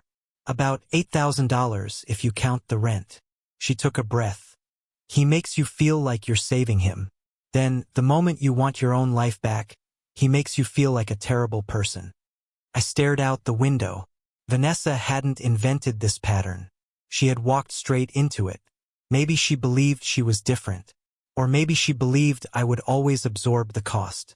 Rachel sent us screenshots of old messages from Lucas. If you loved me, you wouldn't let money come between us. I have nowhere else to go. You know what happens when I feel abandoned. You're just like everyone else. You use me, then throw me away. I had seen messages like those before. Months earlier, Vanessa had left her phone on the kitchen counter, and I had caught a glimpse of similar texts. Back then, I had simply asked, "Is Lucas okay?" She quickly grabbed her phone and replied, "He's a private person." No, he wasn't private. He was practiced. By Friday, Vanessa had stopped liking Lucas's social media posts. By Saturday, every one of those posts had disappeared. Then, on Sunday morning, I received an email from Vanessa. Subject: I need to know what you have. It wasn't an apology. That alone told me everything. She wrote, "Adrian, Lucas says you're collecting things to ruin him. I need to understand what's happening. He says you're trying to make it look like I cheated on you. I did not cheat on you. I was scared and confused because of Lucas, but I never intended to betray our marriage. Please tell me what you think you know." I read the email 3 times. Then I forwarded it to Grant. 5 minutes later, he called. "Do you want to respond?" "No." "Good. I want to send her the hotel receipt." Grant shook his head. "No. I want her to know that I know. She already knows enough to be afraid. Let the legal process do its job." I closed my laptop. When does it stop feeling like I'm swallowing glass? Grant was quiet for a moment before answering. "It doesn't stop overnight. But eventually you stop confusing pain with obligation." That sentence stayed with me. That evening, I drove past the lake house for the first time since I left. Not because I planned to go inside. Grant had already arranged for Vanessa to collect her belongings 2 days later. I just wanted to see the house from the road. The downstairs lights were on. For a moment I saw it the way it used to be. Vanessa walking barefoot through the kitchen while music played. Her laughing as I burned pancakes. Christmas lights wrapped around the porch. Her resting her head on my shoulder during thunderstorms. Then the front door opened. Lucas stepped onto the porch. He was still there. He lit a cigarette, looked toward the driveway, and smirked when he saw my empty parking space, as if the house already belonged to someone else. My phone buzzed. A text from an unknown number appeared. "Ask Lucas about Rachel. Ask him about Dana. Ask him about the women who paid him to disappear." A second message came a few seconds later. "He isn't helpless. He's hunting." I looked back at Lucas standing under my porch light. Then I took a single photo, sent it to Grant, and drove away. By the time Vanessa finally understood who Lucas really was, she would already have been served with the divorce petition. Vanessa's apology came in public. That told me it wasn't really for me. It was for everyone watching.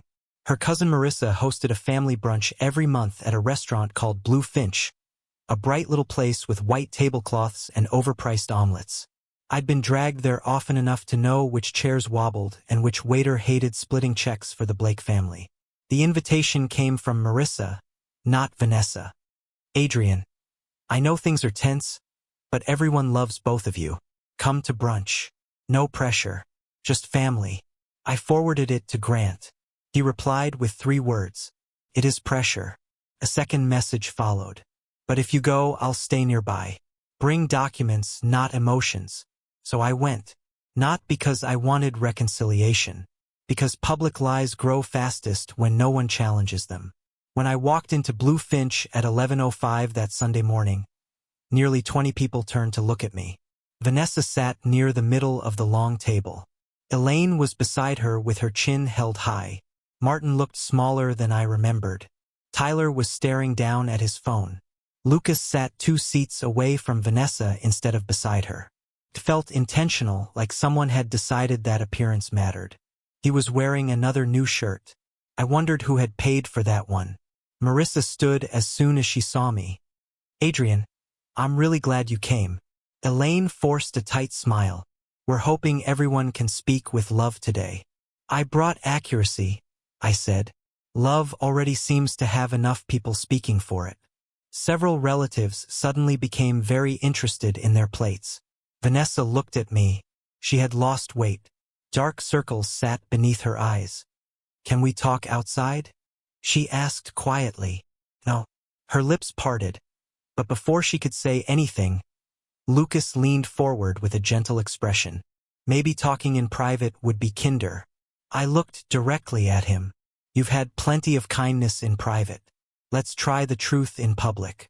The entire table fell silent. Adrian, Elaine hissed. I ignored her. I took the empty chair near the end of the table, leaving 2 seats between myself and Vanessa. A server walked over, sensed the tension immediately, and quietly walked away again.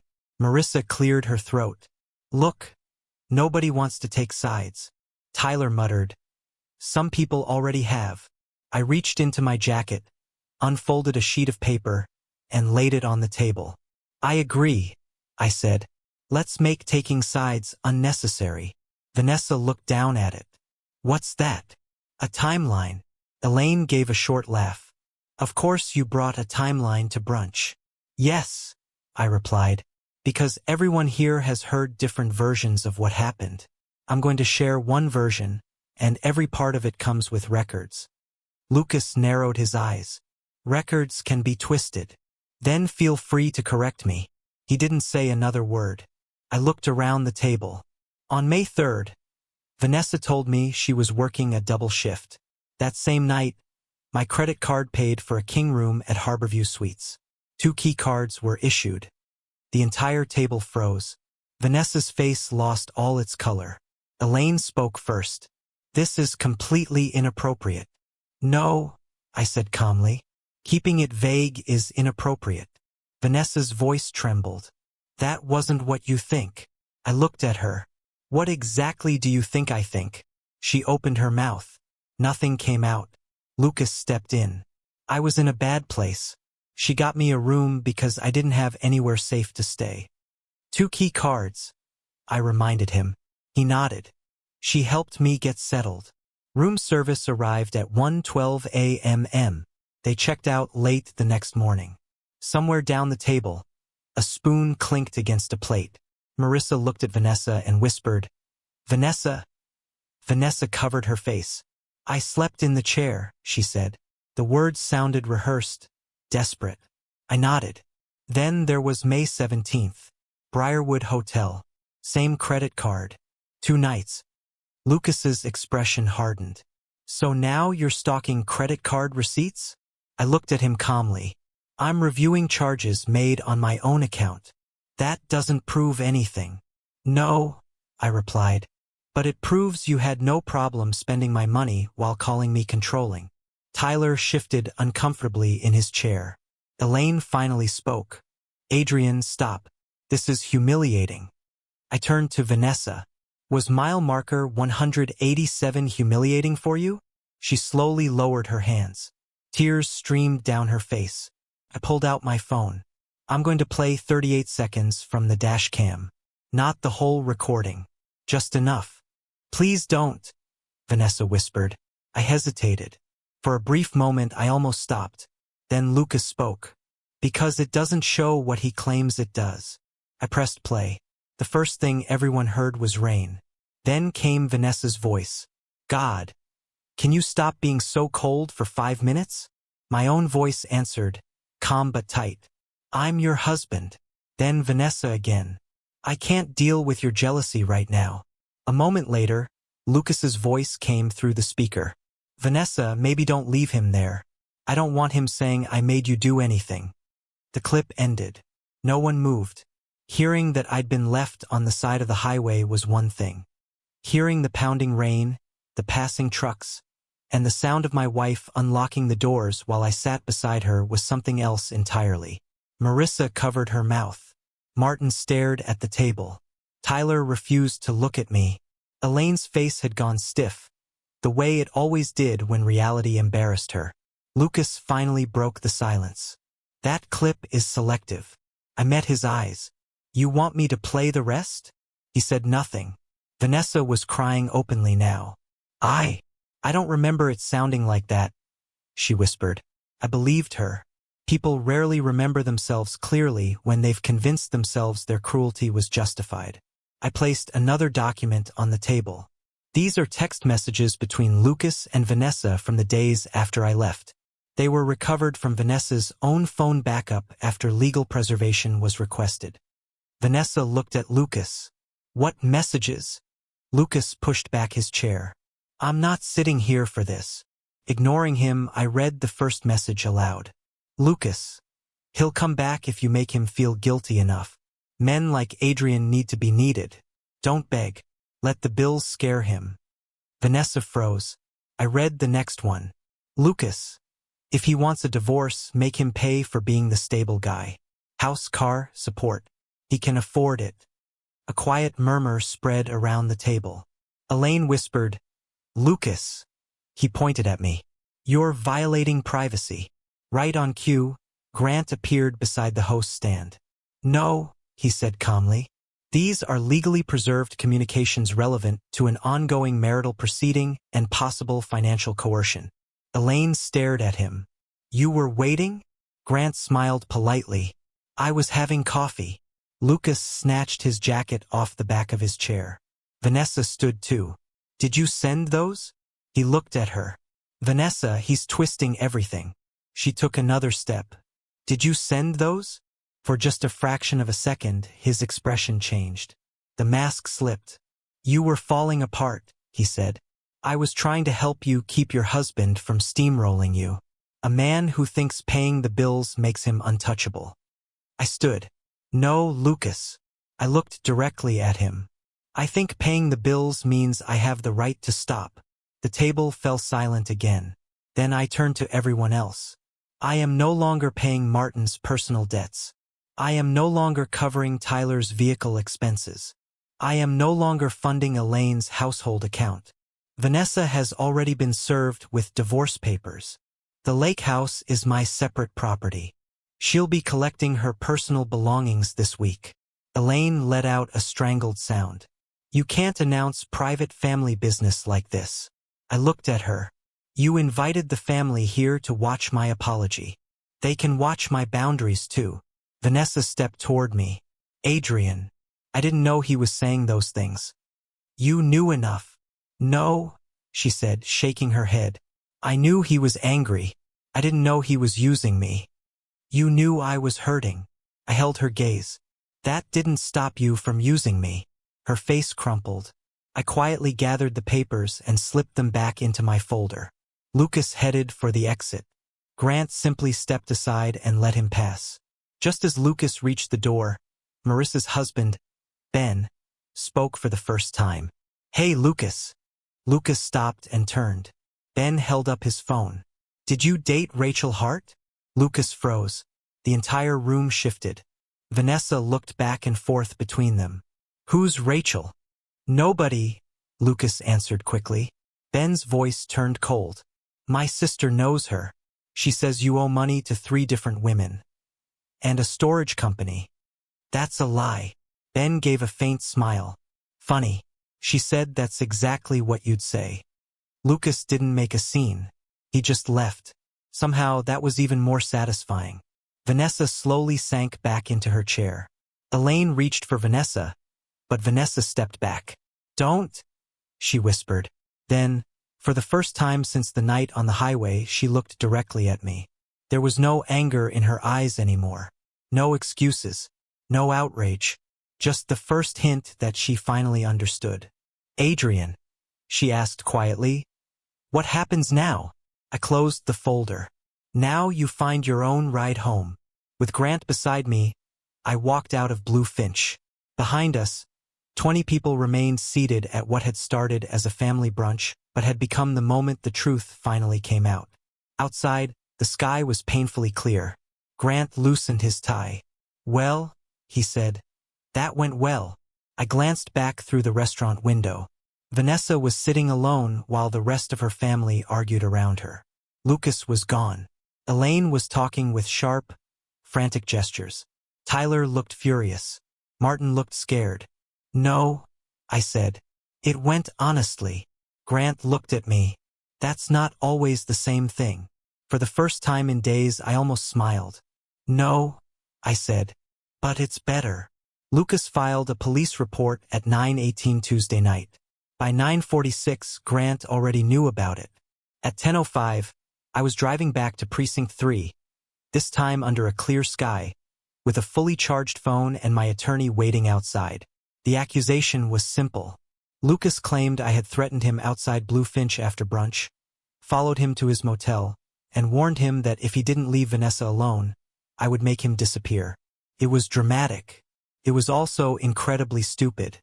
Grant met me in the parking lot with a folder in one hand and the look he always wore when someone told a bad lie. "Before you ask," he said, "yes, we have your location data. Yes, we have the exterior security footage from Blue Finch. Yes, my dash cam shows you leaving with me. And no, you're not in any trouble unless you decide to start talking without me." "I know.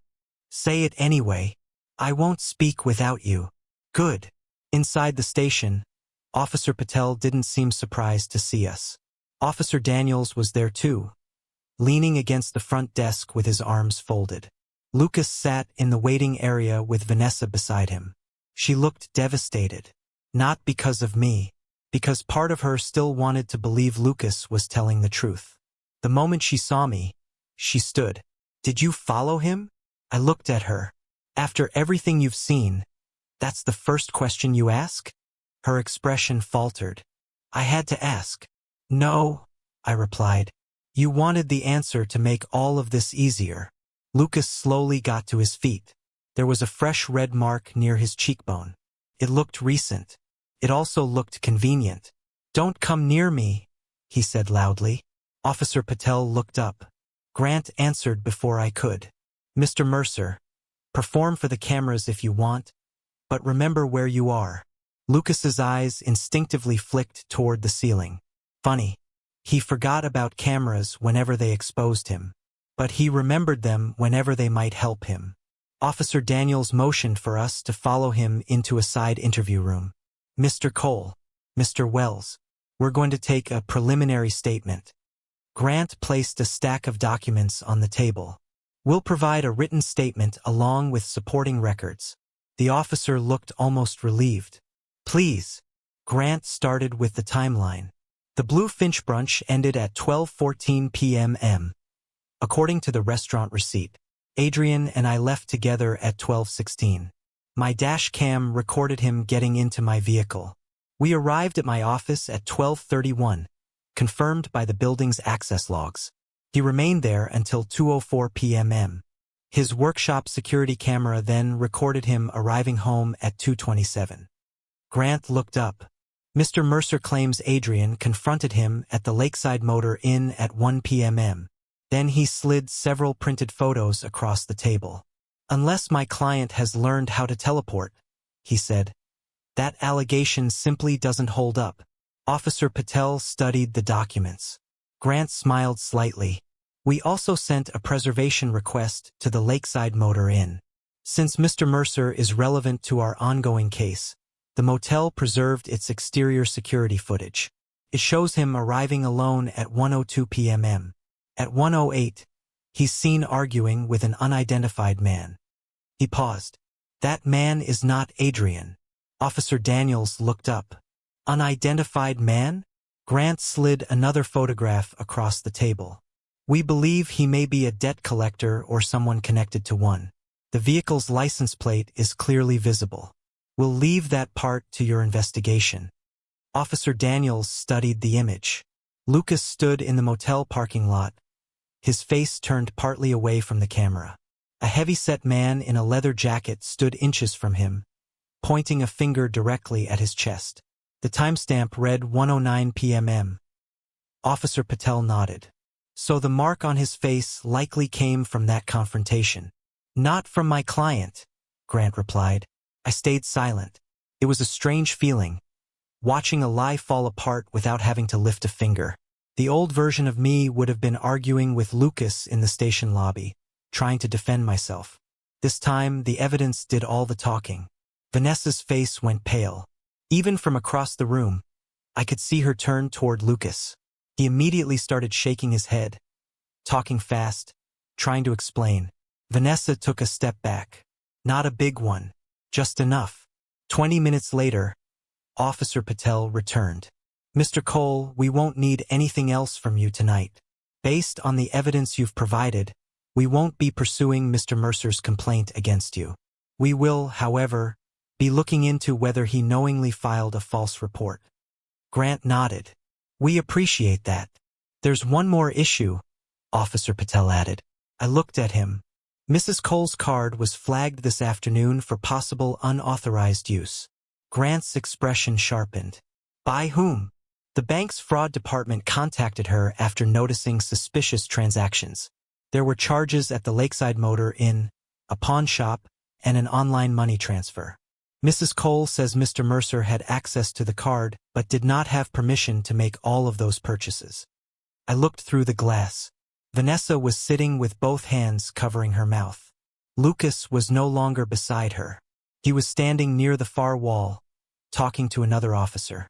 The helpless act was gone. Now he just looked angry. Officer Patel lowered his voice. We may need records from your side regarding previous authorized user transactions. You'll have them, Grant replied. When we walked back into the lobby, Vanessa came straight toward me. She looked exhausted, like she hadn't slept in days. Adrian, she said. I didn't know he kept using the card after I told him to stop. I said nothing. He told me he needed money for a room. Then he promised he'd pay it back. Then the bank called, and... Stop, I said. She fell silent. You don't have to explain Lucas to me. I understood him long before you did. Pain flashed across her face. I wanted to believe he wasn't like that. You wanted to believe helping him made you a good person. She flinched. Behind her, Lucas suddenly raised his voice. This is insane. She gave me the card. She told me to use it. Vanessa turned toward him. For food, she snapped. One night, not a pawn shop. You said you'd help. I did help. You ruined my life. The words hit her like a slap. I wondered if she recognized how familiar they sounded. People like Lucas always managed to become the victim of the very person they drained. He pointed at her. You let him turn you against me. Vanessa's face went completely still. No, she said quietly. You did that. Lucas laughed. Oh, now you're brave? Where was that when you were crying about your boring marriage? The entire lobby fell silent. The color drained from Vanessa's face. I felt those words too, but not the way Lucas intended. They didn't shock me. They confirmed everything I had already suspected. Officer Daniels stepped forward. Mr. Mercer, lower your voice. Lucas ignored him. She told me everything, Adrian. How you came home smelling like paint and sawdust. How trapped she felt in that house. How you controlled every dollar. How she missed feeling alive. Stop, Vanessa whispered. Lucas smiled. A cruel, satisfied smile. No, let's be honest, right? Isn't that what he wants? Grant rested a hand lightly on my arm. A silent reminder. Don't react. So I didn't. I looked at Vanessa. Did you say those things? She covered her mouth. Tears filled her eyes. She never answered. She didn't have to. That was answer enough. I nodded once. Thank you, I said. She blinked. For what? For taking away the last bit of doubt I still had. Her knees seemed to give out. She grabbed the back of a chair to steady herself. Adrian, she whispered. I was angry when I said those things. I was confused. He brought all of that out of me. I shook my head. No. He just brought it into the open. Lucas let out a mocking laugh. You're welcome. Officer Daniels turned toward him. Mr. Mercer, you're coming with us. To discuss the card issue. For the first time that night, Lucas's confidence cracked. Am I being arrested? We're asking questions. I want a lawyer. Then stop talking, Officer Daniels replied. For once, Lucas actually listened. As the officers led him down the hallway, Vanessa watched him disappear. Something inside her finally broke. Not because she suddenly loved me enough. Because she had trusted the wrong man, loudly, publicly, and at a very high cost. She turned back to me. I'm sorry, she whispered. The words were small. Once, in the days after the highway, I had imagined hearing those words. Some broken part of me had needed them like air. I had believed an apology might somehow unlock the grief I'd been carrying, or make sense of everything that had happened. Mediation took place in a gray conference room with bad coffee and a long rectangular table that seemed designed to make everyone feel equally uncomfortable. Vanessa arrived with her attorney, Caroline Price, a sharp woman in a cream suit who looked experienced enough to know she had a difficult case and professional enough not to show it. Elaine came with them but wasn't allowed into the mediation itself, so she waited outside, clutching her purse like it was a weapon. Lucas wasn't there. By then, he had stopped being a person in the story and become a legal problem. The mediator, Mr. Alvarez, was a retired judge with silver hair and the kind of patience that only comes from years on the bench. After introducing himself, he explained the process and looked at both sides. We're here to discuss temporary property use, financial boundaries, and possible settlement terms, he said. This is not marriage counseling. Vanessa kept her eyes on the table. I understand. I wasn't sure she really did. Grant sat beside me with 3 neatly labeled binders in front of him. Property, financial support, and conduct. Caroline noticed the labels, and I caught the slightest change in her expression. Mr. Alvarez began with the house. Mrs. Cole is currently living in the lake house. Grant answered without hesitation. Temporarily, for the purpose of retrieving her personal belongings.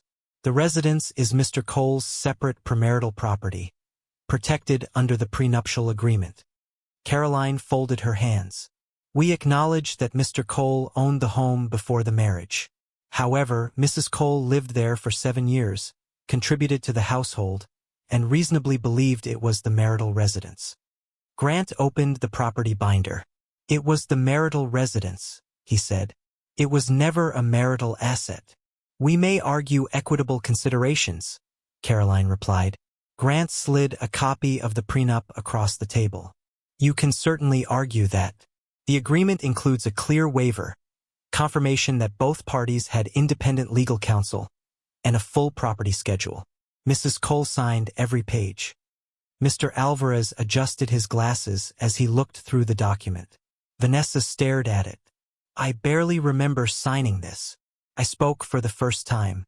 You joked that it made our wedding feel like a real estate closing. She looked at me, hurt filling her eyes. I was joking. I wasn't. Caroline gently touched Vanessa's arm before turning back to the mediator. We're not asking for ownership today. We're requesting temporary exclusive use of the residence for 6 months while Mrs. Cole gets back on her feet. No, I said. Everyone looked at me. My voice stayed calm. I'll allow 30 days from the date of service for her to secure other housing. Not 6 months. No guests. No Lucas Mercer.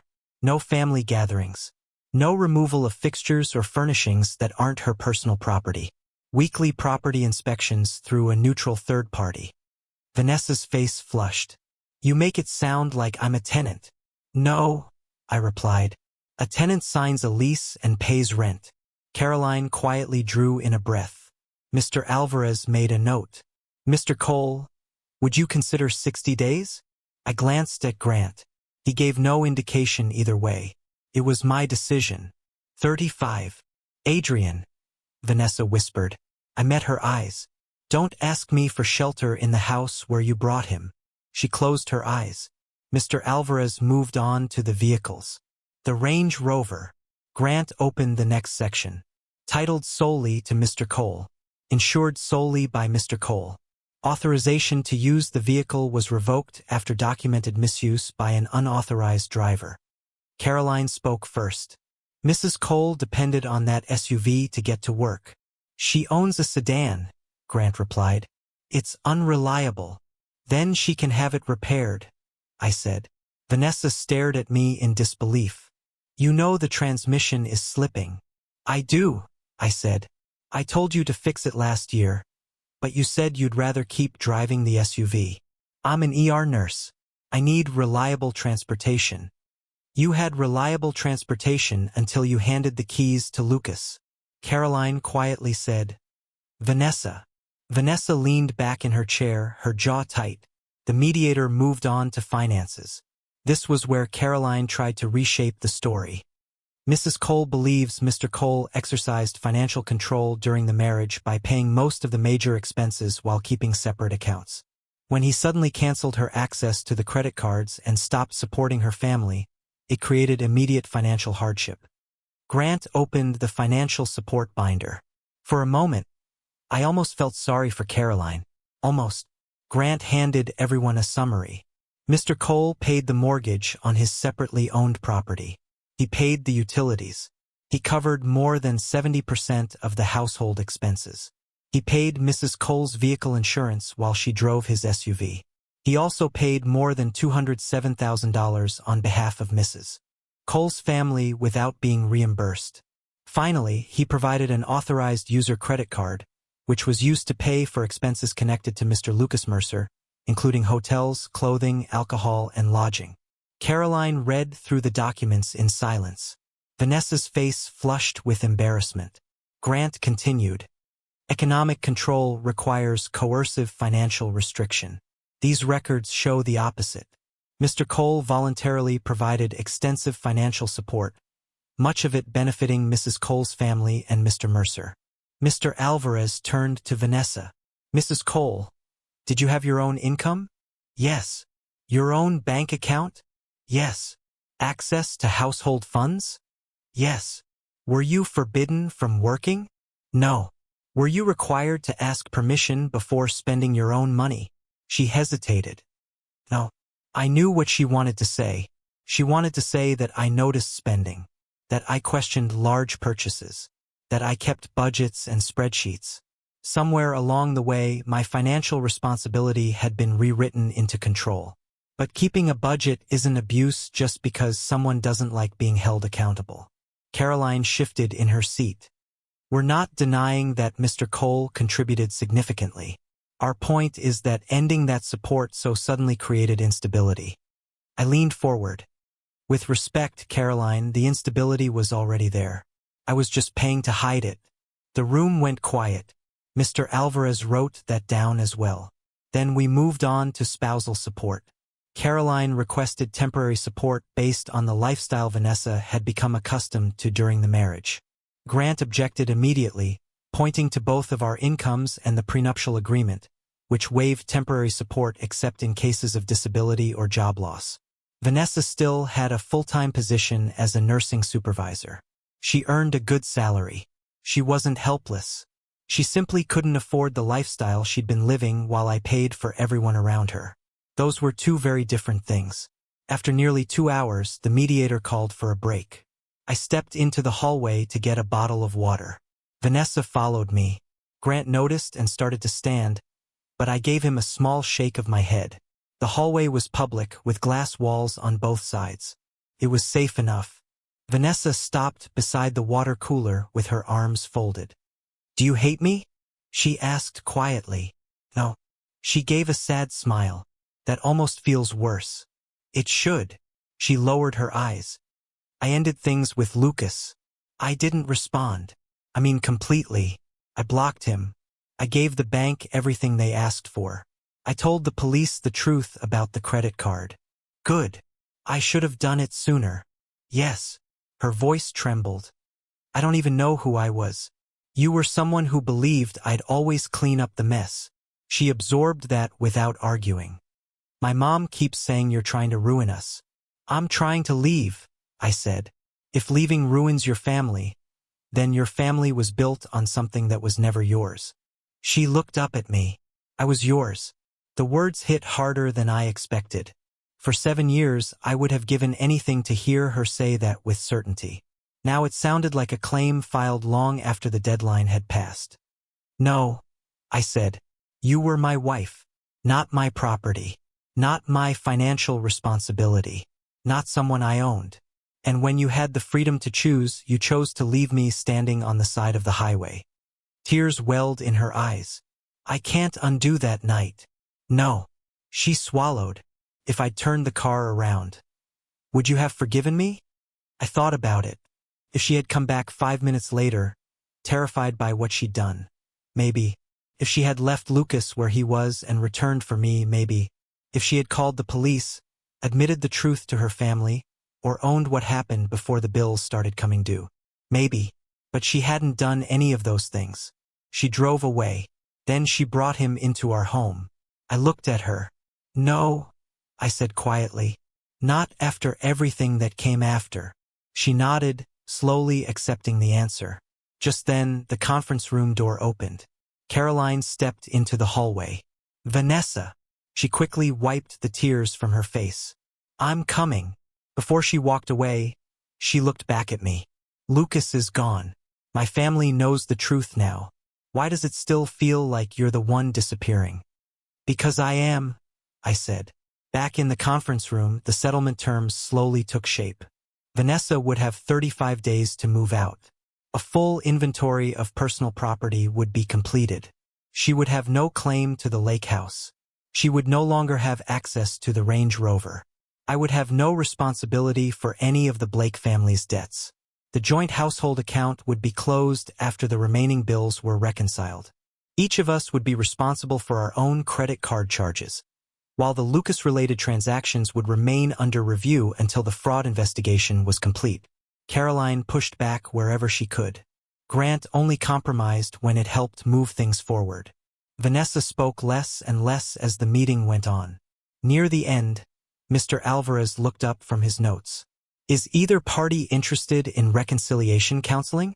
Vanessa looked at me. The room went completely still. "No," I said. One word. "Final." Mr. Alvarez nodded. "Then I'll prepare the memorandum accordingly."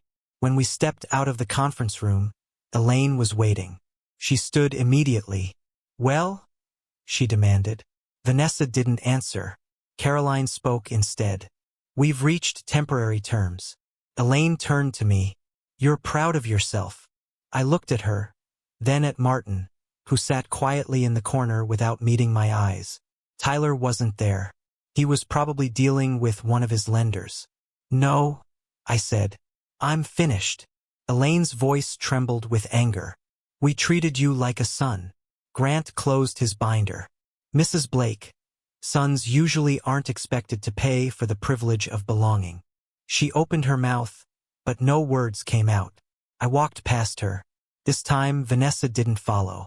When I reached my truck, I checked my phone. There was a new email from the bank's fraud department. Subject: Additional unauthorized transaction attempt. Lucas had tried to transfer $3,000 from Vanessa's linked account to a prepaid debit card that very morning while we were in mediation. At the same time, she was telling me she had blocked him. I forwarded the email to Grant.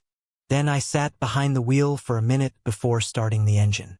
"Lucas is gone," she'd said.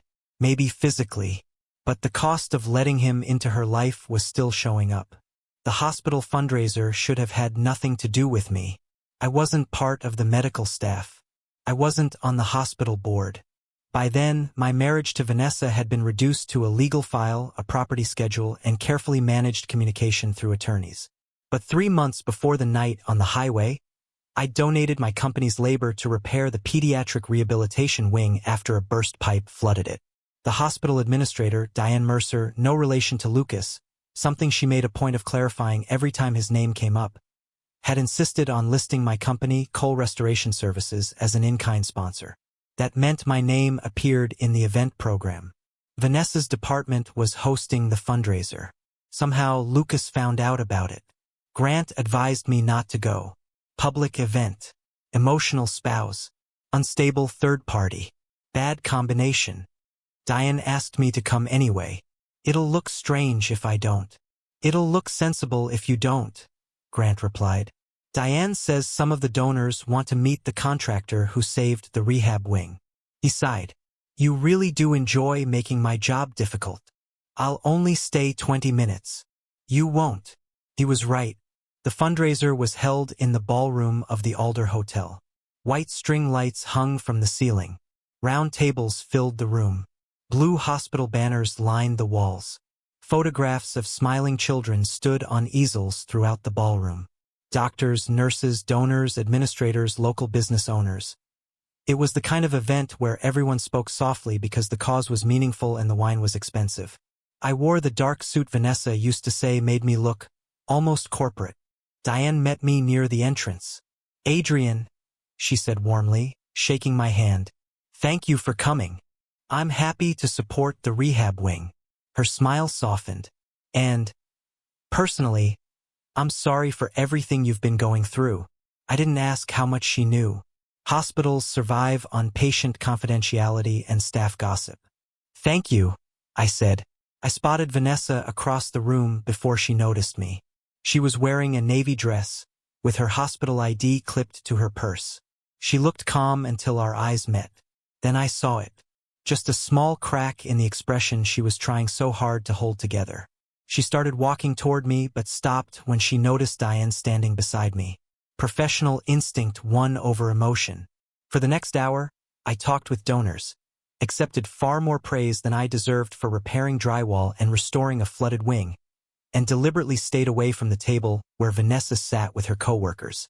I was just about ready to leave when the ballroom doors swung open. Lucas walked in. He shouldn't have been able to make a scene in a room like that. But some people can turn any entrance into a performance. He wore a wrinkled black suit and carried himself with the frantic confidence of someone who believed desperation excused everything. Heads turned across the ballroom. Vanessa saw him. The color drained from her face. Diane stiffened beside me.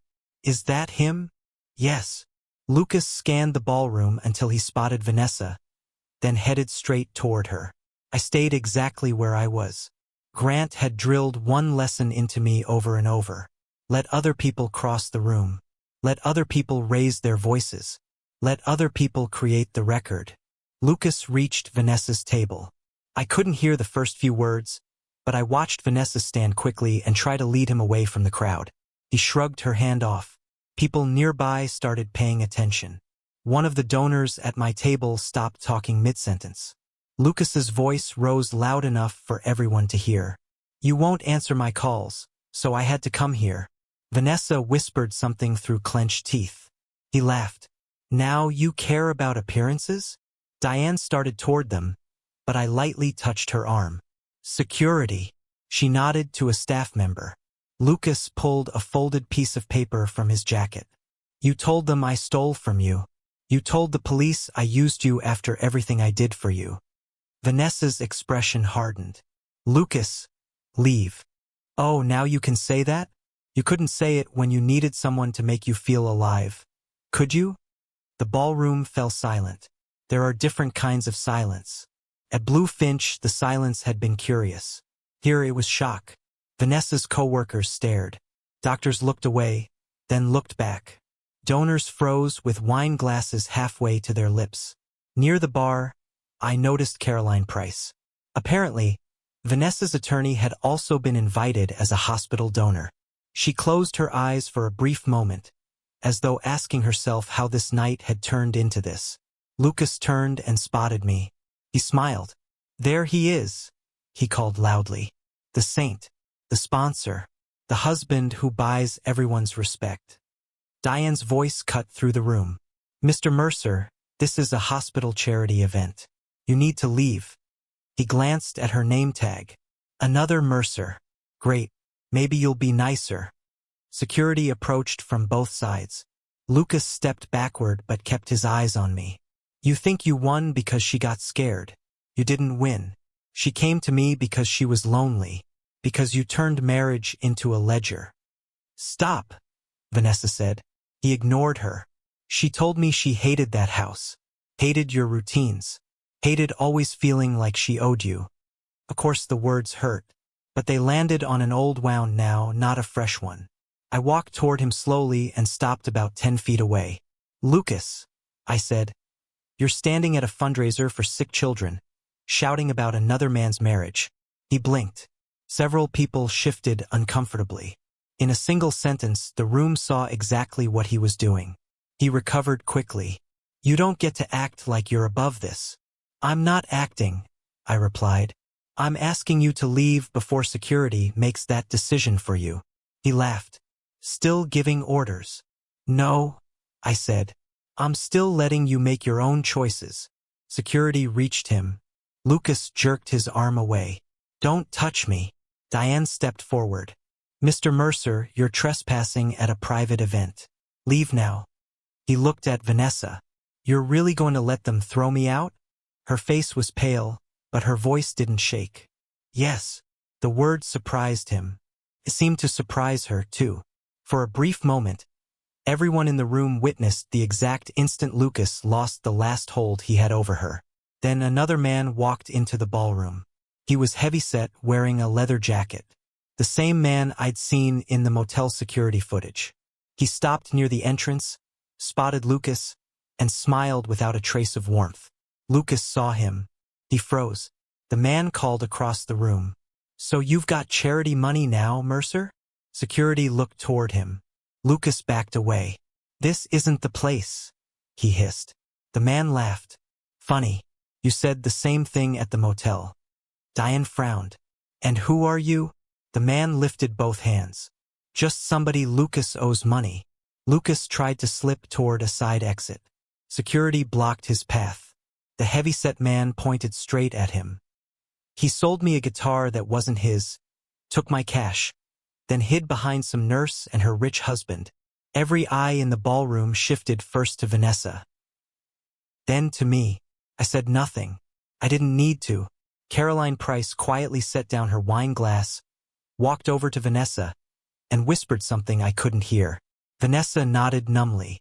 "Shut up, Ron," Lucas snapped. Ron grinned. "Oh, so you remember my name now." Diane signaled again. Within minutes, more hotel security arrived. Lucas and Ron were escorted into the hallway, still arguing with each other. The guests murmured among themselves. The string quartet near the stage tried to start playing again but quickly gave up. Vanessa remained standing beside her table. Her reputation didn't collapse in a single moment. It fractured piece by piece. Respected nursing supervisor, hospital fundraiser, an ex-boyfriend causing a scene, debt collectors, police investigations, public divorce. For a brief second, I almost felt sorry for her. Then I remembered standing alone in the rain while she drove away. Toward him, Diane stepped onto the stage and took the microphone. "Ladies and gentlemen, I sincerely apologize for the interruption. Tonight is about the children and families served by our rehabilitation wing. Let's get back to that." People applauded almost immediately, grateful to move on. I headed toward the exit, but Vanessa caught up with me near the coat check. "Adrian." I stopped. Her eyes were red, but she held herself together. "I didn't know he was going to come." "I believe you." She flinched as though being believed hurt more than being accused. "I told the bank everything. I told the police he lied about you. I told my mom to stop contacting you." "Good." Why does everything I do now feel like it's too late? Because it is. She nodded as tears spilled down her cheeks. I deserve that. I didn't respond. She glanced back into the ballroom. Her coworkers were trying not to stare, but none of them were succeeding. I used to think you made life feel small, she said. Budgets, plans, schedules, repairs, insurance, receipts. I thought Lucas made life feel bigger. I waited. She let out a broken laugh. He didn't make it bigger. He made it chaotic. I mistook chaos for passion because I got bored with feeling safe. There it was. Not the whole truth, but closer than she'd ever come. Safety always seems boring, I said. Until you're standing outside of it. She covered her mouth. I am so sorry. I know. She looked at me through her tears. Will you ever be able to look at me without thinking about that highway? I thought about giving her a kind lie. Instead, I told her the truth. No. Her face fell. I took a small step back. Vanessa, the person you want forgiveness from, is the man who still believed you'd turn the car around. I'm not that man anymore. A quiet sob escaped her. Behind her, Caroline walked over with calm professionalism. Vanessa, we need to go. Vanessa nodded but stayed where she was. One question. I probably should have refused, but I didn't. If Lucas had never come back, would we have made it?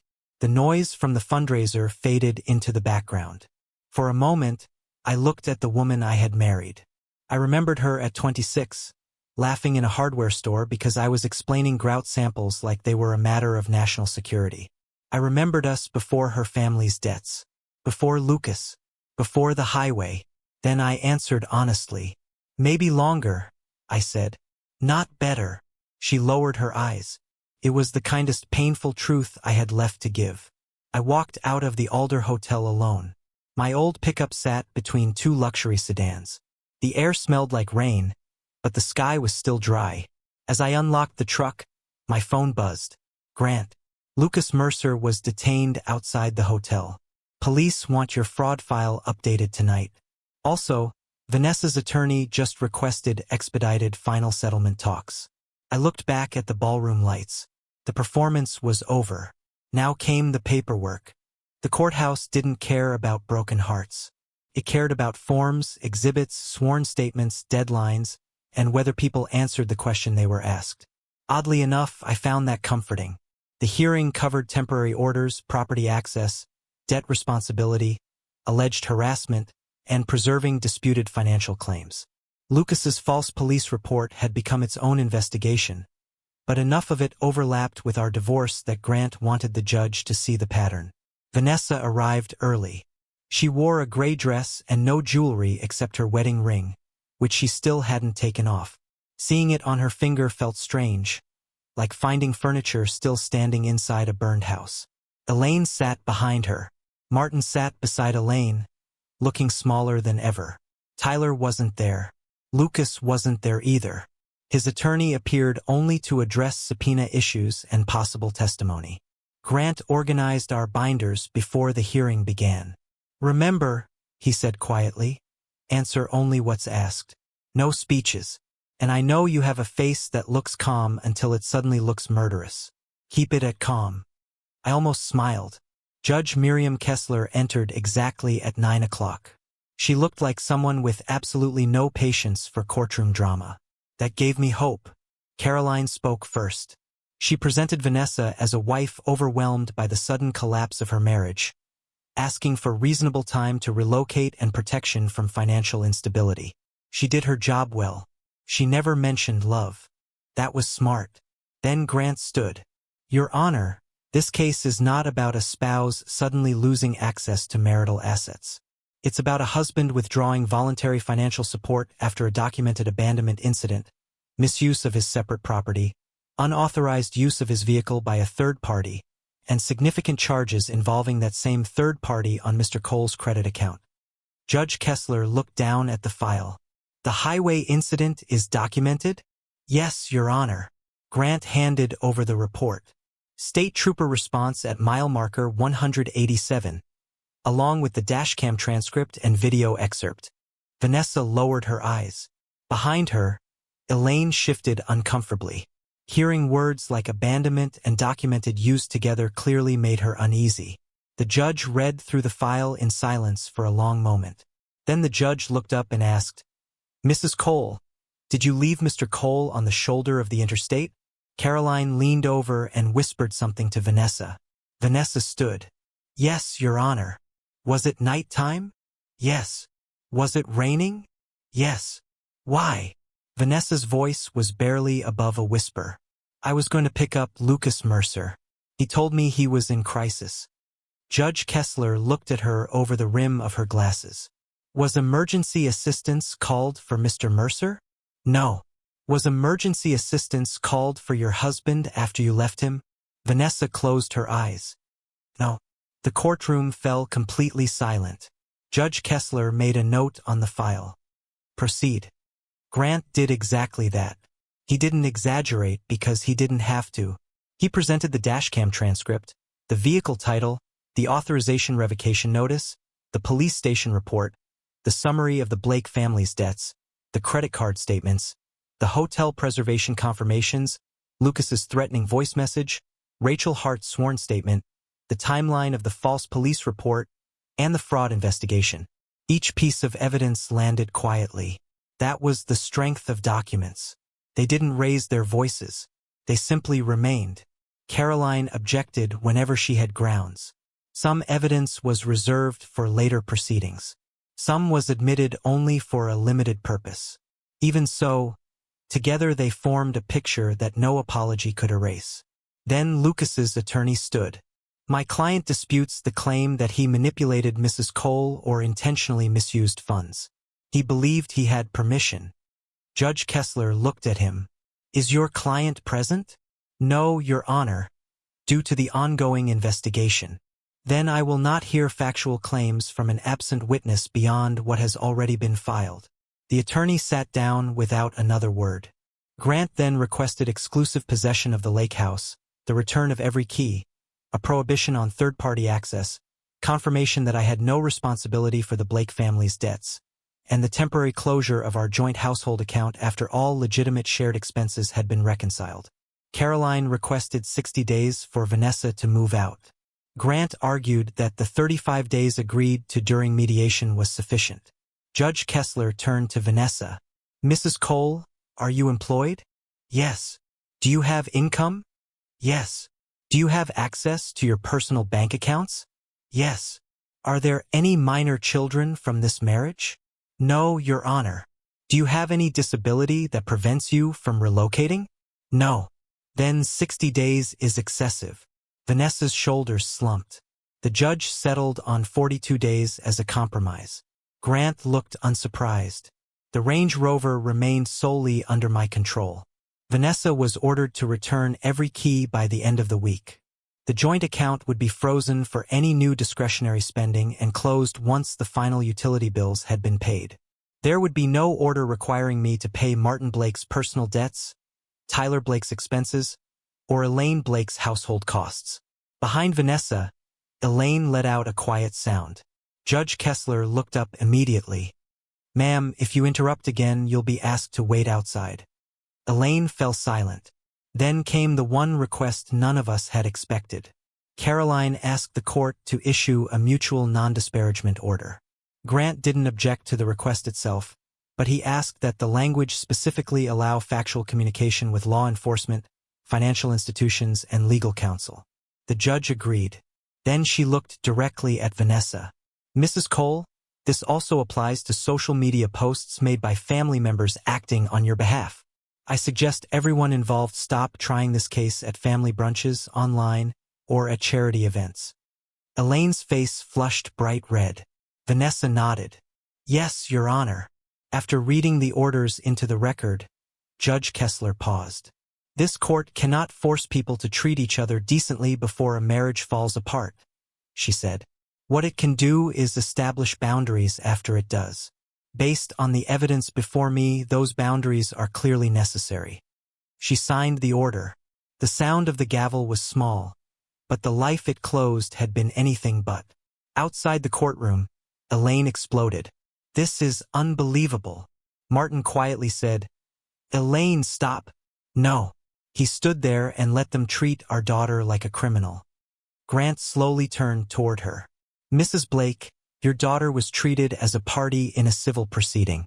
If this continues, I'll request that all future exchanges take place through a monitored service. Elaine looked at me. How can you do this to her? I didn't answer. Vanessa did. Mom, stop. Elaine turned toward her. Vanessa. I said stop. She didn't raise her voice, but it cut cleanly through the hallway. Elaine froze. Vanessa looked pale, but there was a firmness in her now that hadn't been there before. You told me he'd come back if we pressured him. You told me not to panic because Adrian always fixed everything. You told me Lucas proved I still had choices. Elaine opened her mouth to respond. Vanessa kept going. You were wrong. Martin lowered his eyes to the floor. Elaine whispered, I was only trying to help you. No, Vanessa said. You were trying to protect the life he paid for. The hallway fell silent. I looked away, not out of kindness, but because what was happening between them was no longer mine to carry. Caroline gently touched Vanessa's elbow. We should go. Vanessa nodded. Then she turned back to me. Can I have 1 minute? Grant answered immediately. No private conversations. She shook her head. With everyone standing 10 feet away, please. Grant looked at me. I gave a small nod. We stepped a short distance away, stopping beside a window that overlooked the courthouse steps. People moved below us carrying folders, coffee, children, and the weight of their own problems. Vanessa slowly twisted the wedding ring on her finger. The house, she said. I'll be out before the 42 days are up. I won't take anything that isn't mine. Good. I looked at her. I found your father's jacket in the downstairs closet. I'll leave it with your things. Thank you. Her eyes filled with tears again. I keep thinking about what you said during mediation, that I liked not knowing. I stayed quiet. You were right. She didn't say it with bitterness. She said it with exhaustion. I let you carry everything because it was easier to love the version of myself that never had to ask questions. I got to be generous because you were responsible. I got to be compassionate because you were practical. I got to complain about feeling trapped by safety because you kept making everything safe. I looked out the courthouse window. That's closer to the truth. She let out a shaky breath. I don't expect you to forgive me today. I turned to look at her. I'm not working toward forgiving you. The words hurt her more than I intended, but not nearly as much as a lie would have. I know, she whispered. I just don't know what to do with all this regret. I thought about the highway, the rain, the headlights, my dead phone. Carry it, I said. That's what regret is for. She nodded slowly. Then she asked the question I had known was coming. If I had turned around that night, would you have stayed? I'd answered versions of that question before, but she needed this answer. Maybe I did too. If you turned around right away, called for help, taken me home, cut Lucas out of your life, and told your family the truth before money became the issue. I paused. Maybe. She closed her eyes. But you didn't. No, she said quietly. I didn't. Behind us, Caroline gently called her name. Vanessa slipped off her wedding ring. For a moment, I thought she was going to hand it to me. Instead, she held it in the palm of her hand and stared at it. I don't deserve to keep wearing this. No, I said. You don't. She flinched. Then she nodded. No excuses. No defense. Just the full weight of the consequences finally catching up with her. I left the courthouse with Grant. As we walked down the steps, he looked over at me. You handled that well. I don't feel well, I said. That's different. We continued toward the parking lot. A news van drove past, probably on its way to a case people would consider more important than ours. To everyone else, our divorce was just another file. To me, it was the slow legal translation of one rainy night on the side of the highway. My phone buzzed before I reached my truck. Unknown number. I almost ignored it. Then the text appeared. Lucas is trying to leave town. He told someone Vanessa will pay one last time. I forwarded it to Grant. He read the message and sighed. Of course he is. I looked back toward the courthouse. Vanessa stood at the top of the steps beside Caroline. The wedding ring was no longer on her finger. Lucas had already cost her almost everything. But the final bill still hadn't arrived. The divorce became official on a Thursday morning in late September. There was no storm, no dramatic rain, no last-minute objections. Just a judge, 2 attorneys, 2 signatures, and a court clerk stamping paperwork with the routine efficiency of someone trying to clear another file before lunch. Vanessa wore black. I wore the same dark suit I'd worn to the fundraiser. Not because it meant anything. It was simply clean. When Judge Kessler confirmed the final settlement, her voice never changed. The lake house remained mine. Vanessa had moved out 2 weeks ahead of schedule. The Range Rover remained mine. Each of us kept our separate bank accounts and retirement funds. The joint household account was officially closed. I had no responsibility for the Blake family's debts. Vanessa accepted responsibility for any personal charges or Lucas-related expenses that weren't covered through the fraud investigation. The claims involving Lucas's unauthorized use of funds would continue separately. No spousal support. No remaining property disputes. No reason for us to keep talking. When everything was over, Vanessa stood beside Caroline and looked at me from across the courtroom. For the first time, she didn't walk toward me immediately. She waited until Grant and Caroline finished exchanging the final documents. Then she quietly asked, "May I speak to Adrian?" Grant looked at me. Caroline looked at her client with quiet concern. I nodded. We walked to a small alcove near the courthouse vending machines. It wasn't romantic. It wasn't private enough for anyone's fantasy. It was exactly what it needed to be. Vanessa held a small envelope in her hands. "I found something at the house," she said. "I should have given it back sooner." She handed it to me. Inside was my wedding ring. For months I hadn't asked about it. I'd assumed she'd thrown it away, or kept it, or worn it on a chain, or turned it into another symbol of her own suffering. I had stopped caring which one it was. The ring rested in my palm, feeling heavier than a simple piece of metal ever should. "Thank you," I said. She nodded. Her hair was shorter now. She had cut it after moving into a 1-bedroom apartment near the hospital. I only knew because the property exchange emails included her new mailing address. Not because I had asked. Elaine and Martin had sold the boat. Tyler's truck had finally been repossessed. Lucas had been charged in connection with fraudulent credit card use and filing a false police report, though he had been released while the case moved forward. Rachel Hart and another woman named Dana had both submitted statements. Vanessa hadn't attended any of his hearings. That was good. It was also irrelevant. "I wanted to tell you something," she said. I waited. Lucas called me last week from a number I didn't recognize. He said if I really cared about him, I'd help him leave before things got worse. I looked at her. "What did you do?" I hung up. Then I called Detective Patel. For the first time, I felt something close to approval. Not love. Not hope. Just the quiet recognition that she had finally made the right choice without expecting me to pay the price for it. "Good," I said. Her eyes glistened. "That felt like something you would have done." "No," I replied. "It was something you should have done." She accepted the correction without arguing. "You're right." A year ago, she would have fought that answer. Now she simply let it settle. "I went to mile marker 187, she said. The air between us seemed to shift. "When?" 2 days ago." I closed my hand around the ring. "Why?" She swallowed. "I don't know. Maybe because I kept dreaming about it. In every dream, I drove away, but I could never see your face. So I went there in daylight." I stayed silent. "There isn't even a safe place to stand," she said, her voice breaking. "There's barely any shoulder. Trucks fly past so close." I stood behind the guardrail for maybe 3 minutes, and I was terrified. Tears rolled quietly down her cheeks. "I left you there." "Yes. I know I've apologized too many times." "You have. I'm not saying it because I expect you to forgive me. I'm saying it because that place deserves the truth." That was the closest she had ever come to truly understanding what she had done.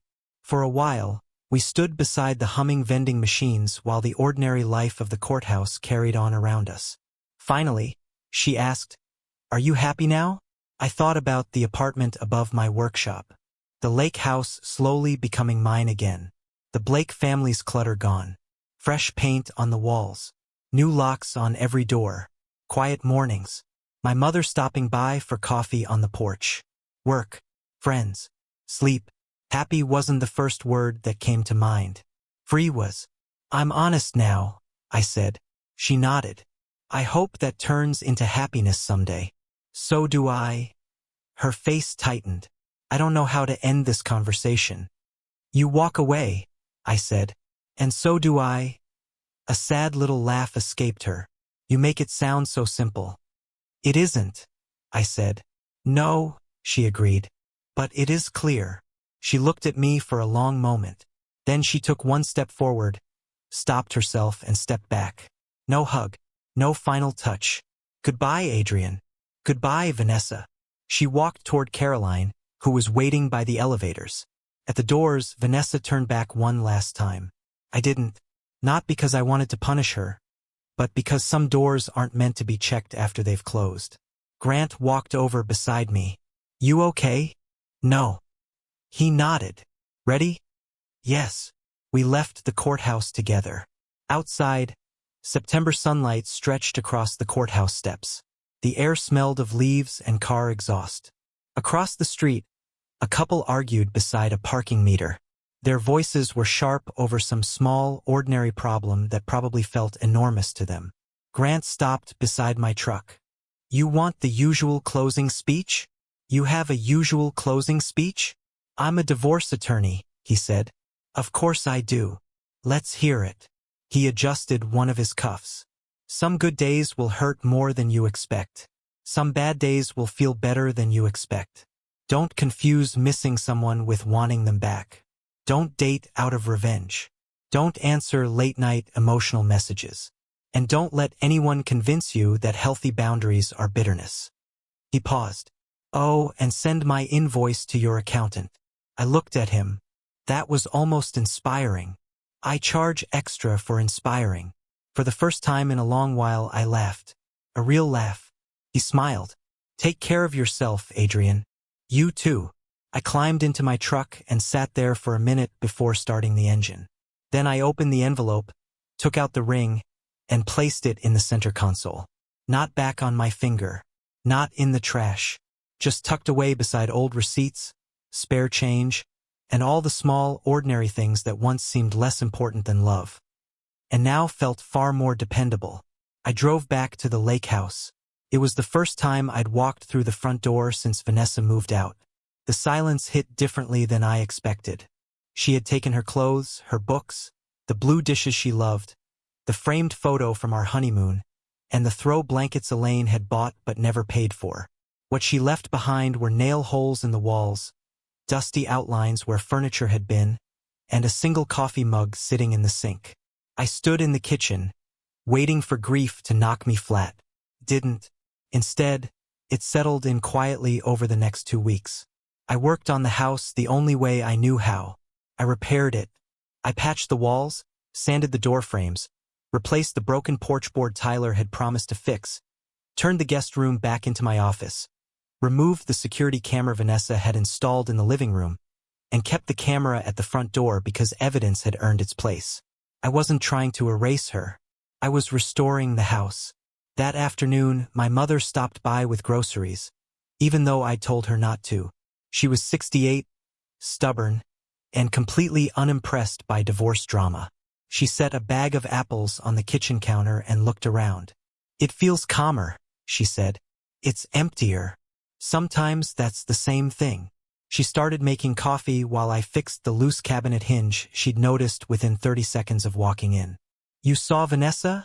she asked. "At court. How is she?" I tightened the screw. "Regretful." My mother sighed. "That poor girl." I looked at her.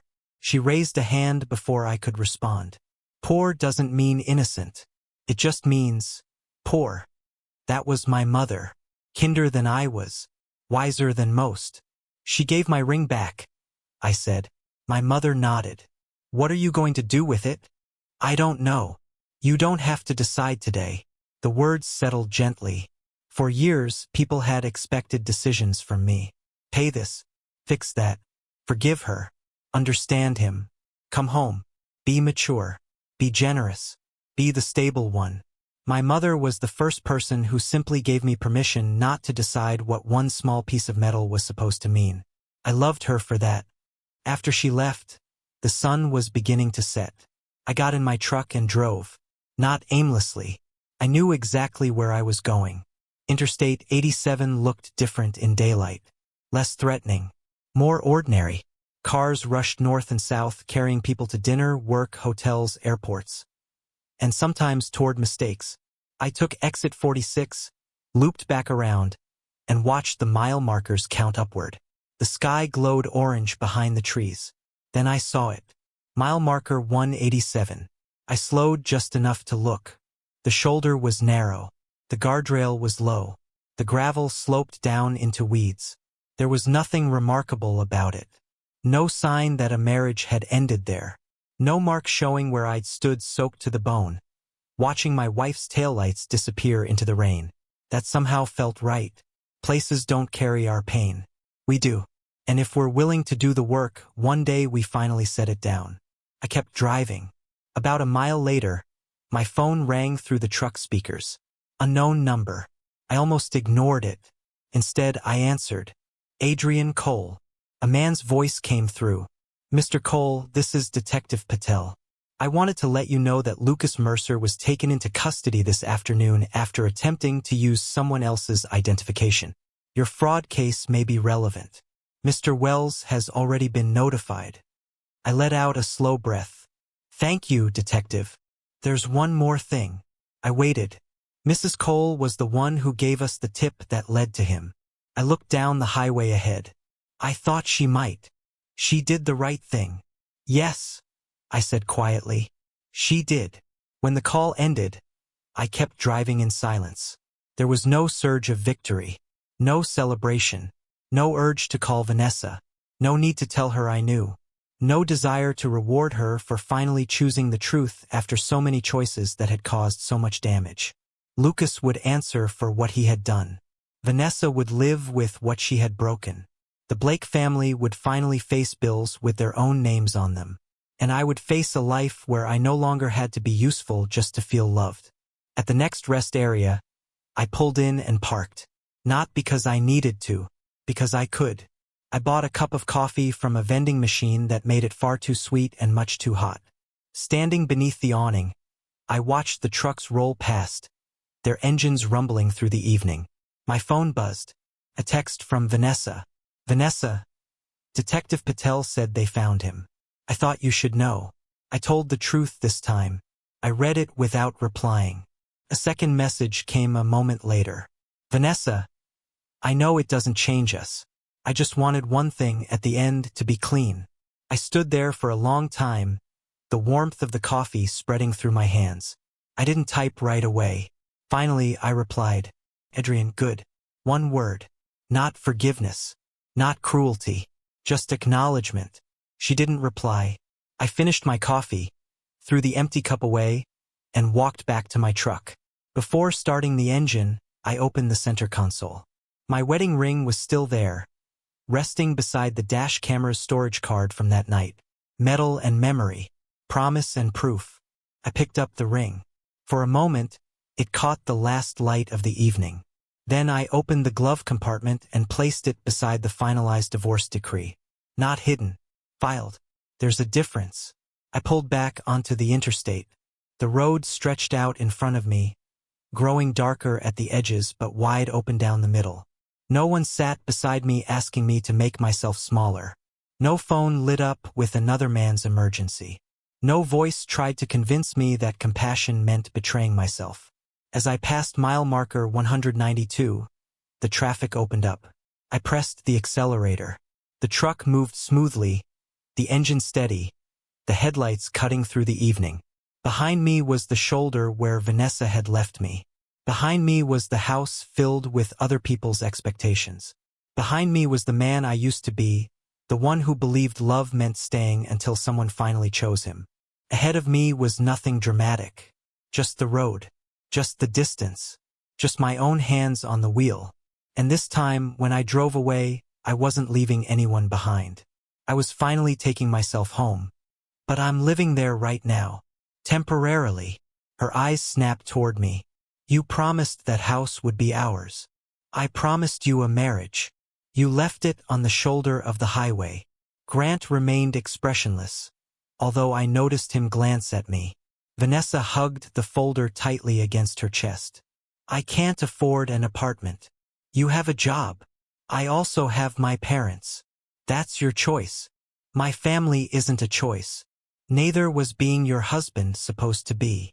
She stared at me like she didn't recognize the man standing in front of her. The man who used to repair her mother's porch without being asked. The man who never complained. The man who always said yes. Good people notice when a door finally closes. Without another word, Vanessa turned and walked away. She climbed into her old sedan, the one with the cracked rear bumper she'd refused to drive because the Range Rover looked more professional and felt safer. It took 3 tries before the engine finally started. I watched until she disappeared around the corner. Grant let out a slow breath. That was rough. She needed to hear it. He nodded. And you needed to say it. Maybe. After he left, I stood alone inside the workshop. Only then did the full weight of everything finally settle on me. It wasn't regret. It wasn't doubt. It was grief. Late grief. Like a package that had been delivered to the wrong address before finally finding its way home. I walked upstairs and opened the folder containing the last 90 days of bank statements. I needed facts. Numbers were easier than memories. I began reading. Briarwood Hotel, $428. 72 The Copper Room, $96. 40 Mercer Music Storage, $212. 00 Ashen Crown Menswear, $318. 55 Briarwood Hotel, $428. 72 Premium Rideshare, $74. 00 N Pharmacy, $163. 89 Then I spotted a charge I hadn't noticed before. Harborview Suites, $1,186. 00 3 weeks earlier. Vanessa had told me she was attending a nursing conference in Albany. I opened the transaction details. 2 guests. King room. Late checkout. I took a screenshot and immediately sent it to Grant. For the first time since she left me on the highway, my hands started shaking. Grant replied just a minute later. That changes the tone. A second message followed right after. Don't confront her. If we need the records, we'll subpoena them. I leaned back in my chair and stared at the ceiling. Vanessa had told me Lucas slept in the guest room. Maybe that was true. Or maybe, by then, the lie didn't even need a bed anymore. At 8 o'clock the next morning, Lucas made his first vague social media post. I knew because 3 different people sent it to me before I had even finished my coffee. He never mentioned my name. Men like Lucas rarely do. They don't start with names. They start with smoke. Some people mistake ownership for love. Some people punish kindness because they can't stand not being worshipped. Protect gentle hearts from men who count every dollar and call it devotion. Beneath the caption was a black and white photo of his hand holding a coffee cup. No face, no context, just enough to make people curious. By 9 o'clock, Vanessa had liked the post. By 10 o'clock, Elaine commented, "Proud of you for speaking your truth." At 11 o'clock, Tyler added, "Some dudes show their real face when money gets involved." Grant called me at 11:07. "Did you see it?" "Yes." "Are you angry?" "Yes." "Good. Stay angry, but don't do anything stupid." "I'm not going to comment." "Excellent. We're sending a preservation letter and a defamation warning." He didn't name me. He didn't have to, especially with the comments from the family. And I also got some preliminary information on Harborview Suites. I sat up straighter. 2 guests checked in under Vanessa Cole's reservation. Incidentals were charged to your card. Their security footage is normally kept for 30 days unless someone requests it. We already have. I closed my eyes. Do you think she was with him? Grant was quiet for a moment. I think we collect evidence before deciding what we know. That was why he was a good attorney. I wasn't nearly as good at being patient. That afternoon, I met Grant at Harborview Suites. It was a sleek glass hotel overlooking the river, the kind of place that sold privacy disguised as luxury. The lobby smelled of fresh white flowers and expensive perfume. A pianist played soft music near the bar, even though only 4 people were sitting there. The hotel manager, Ms. Klein, greeted us with the polished caution of someone who dealt with legal matters often. "I'm sorry," she said, "but we can't release guest security footage without proper legal process." Grant smiled politely. "We understand. We're not asking you to release it today. We're asking you to preserve it. The formal subpoena will follow." He handed her the paperwork. She read through it. "Marital proceeding?"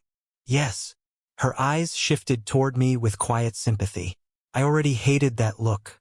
It was the expression people gave a man when they realized he'd been cheated on, used, or humiliated. They wanted to be kind without actually saying the words. Ms. Klein checked the reservation details. "Our records show room 614. 2 key cards were issued. There was a late checkout request, and room service was ordered at 1:12 a.m. Grant wrote everything down. "Whose name is on the reservation?" "Vanessa Cole." "Any second guest listed?" "No." "Do your security cameras cover the elevators?" "Yes." "The parking garage?" "Yes." "The bar?" "Yes." Grant nodded. "Please preserve all security footage from 6 p.m. on the check-in date until 2 p.m. the following day." Ms. Klein hesitated. There was also a noise complaint. My stomach tightened. Grant stopped writing. "What kind of complaint?" "Music and loud voices. The guest in room 616 called twice after midnight." "Was an incident report filed?" "Only an internal report." "Please preserve that as well." She nodded. We left the hotel without saying much. Outside, the river flowed slowly beneath the bridge, gray under the cloudy sky. I stood beside Grant's car with both hands buried in my coat pockets. "I want to ask her," I said. "I know. I want to hear her lie." Grant looked at me. "You already have enough lies. It's not the same." He nodded. "No, it isn't. But if you confront her now, you'll give her time to build a better story with Lucas."